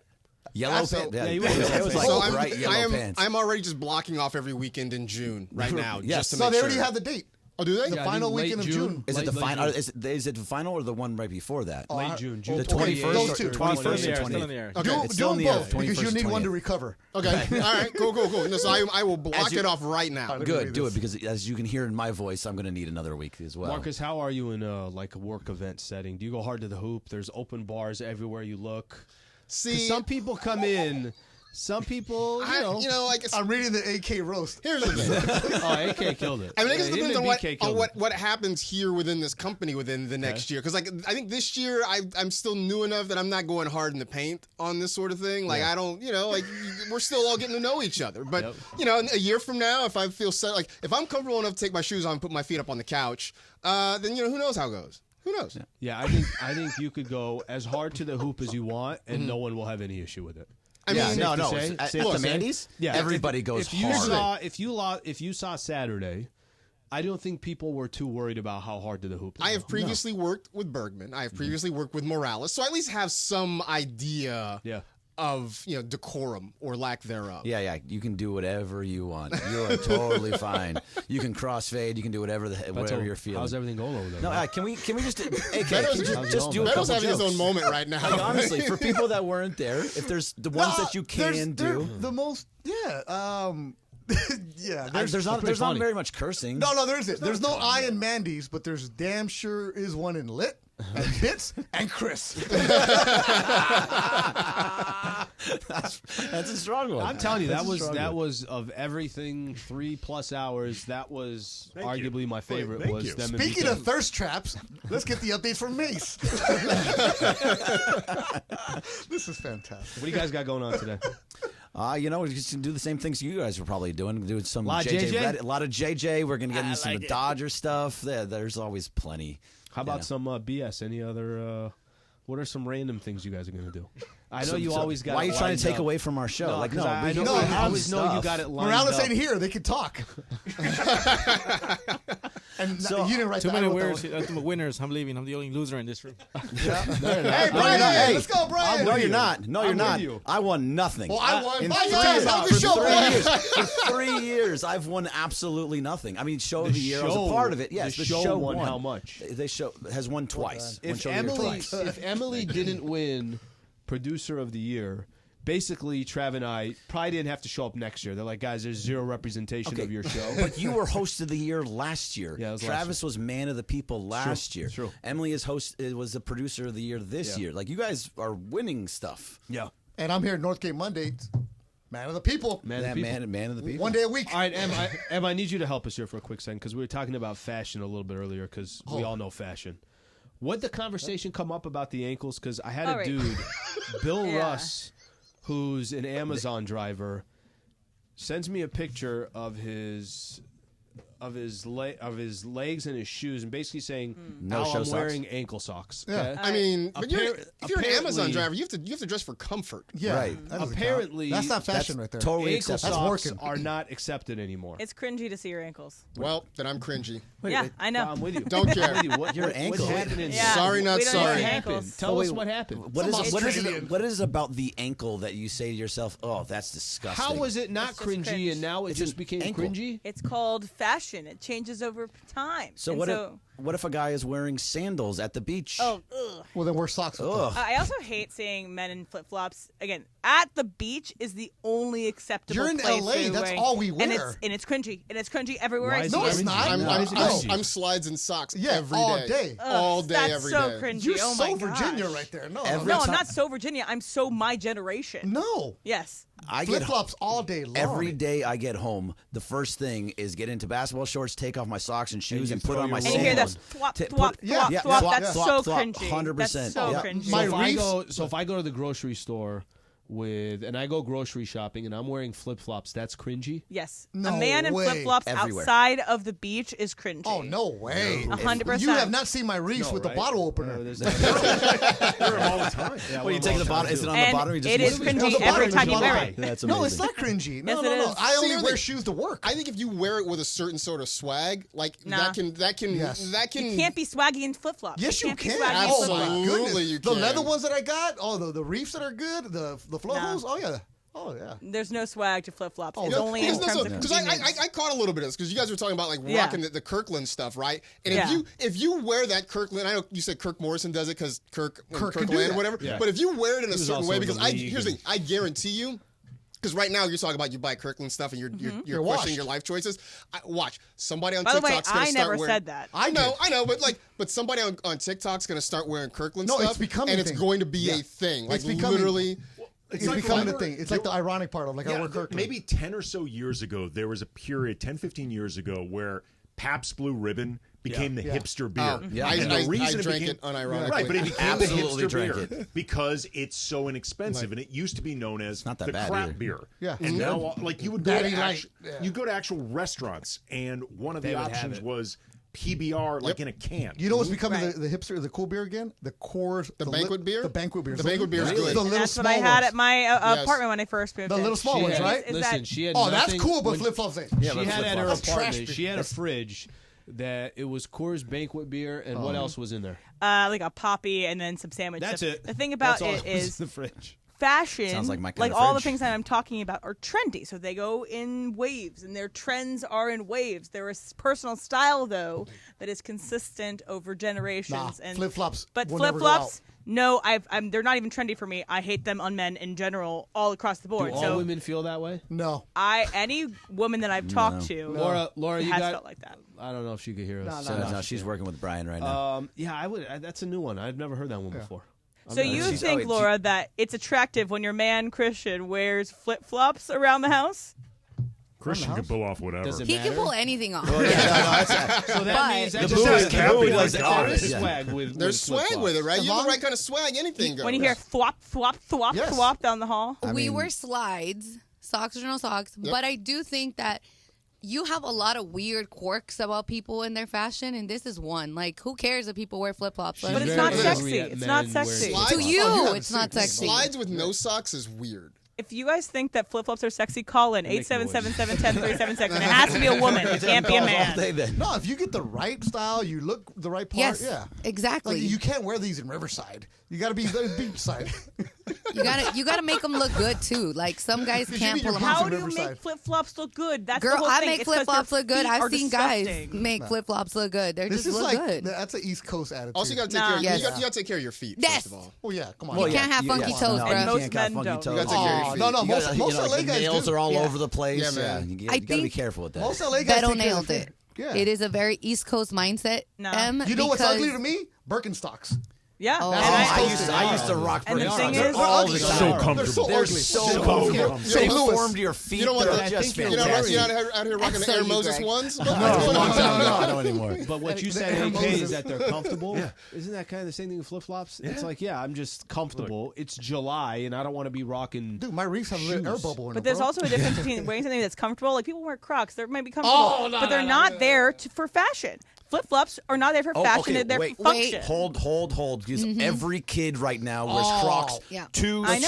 school. It is a part of the whatever, fashion. boomer. But they're not Yeah. sexy. They're not sexy. How do you feel now that you're on the older You generation? can't find the charms, right? The Don't charms? trust anyone over 27. There's Producer of the trends year. with You're losing it. votes today. When I was in elementary school, Crocs were a big deal, and I got Crocs. But again, they're worn ironically. They're not worn. No, they're not for fashion. ironic. No. Yes, they are. Riley wears them all the time. Kids She's don't not For understand ironic. irony, Yeah, and they they've have no got clue. popular for irony. Crocs have guy? like Is there a evolved guy? too. Come They on. have like heels and like nice things Yeah. now, like that you can wear out.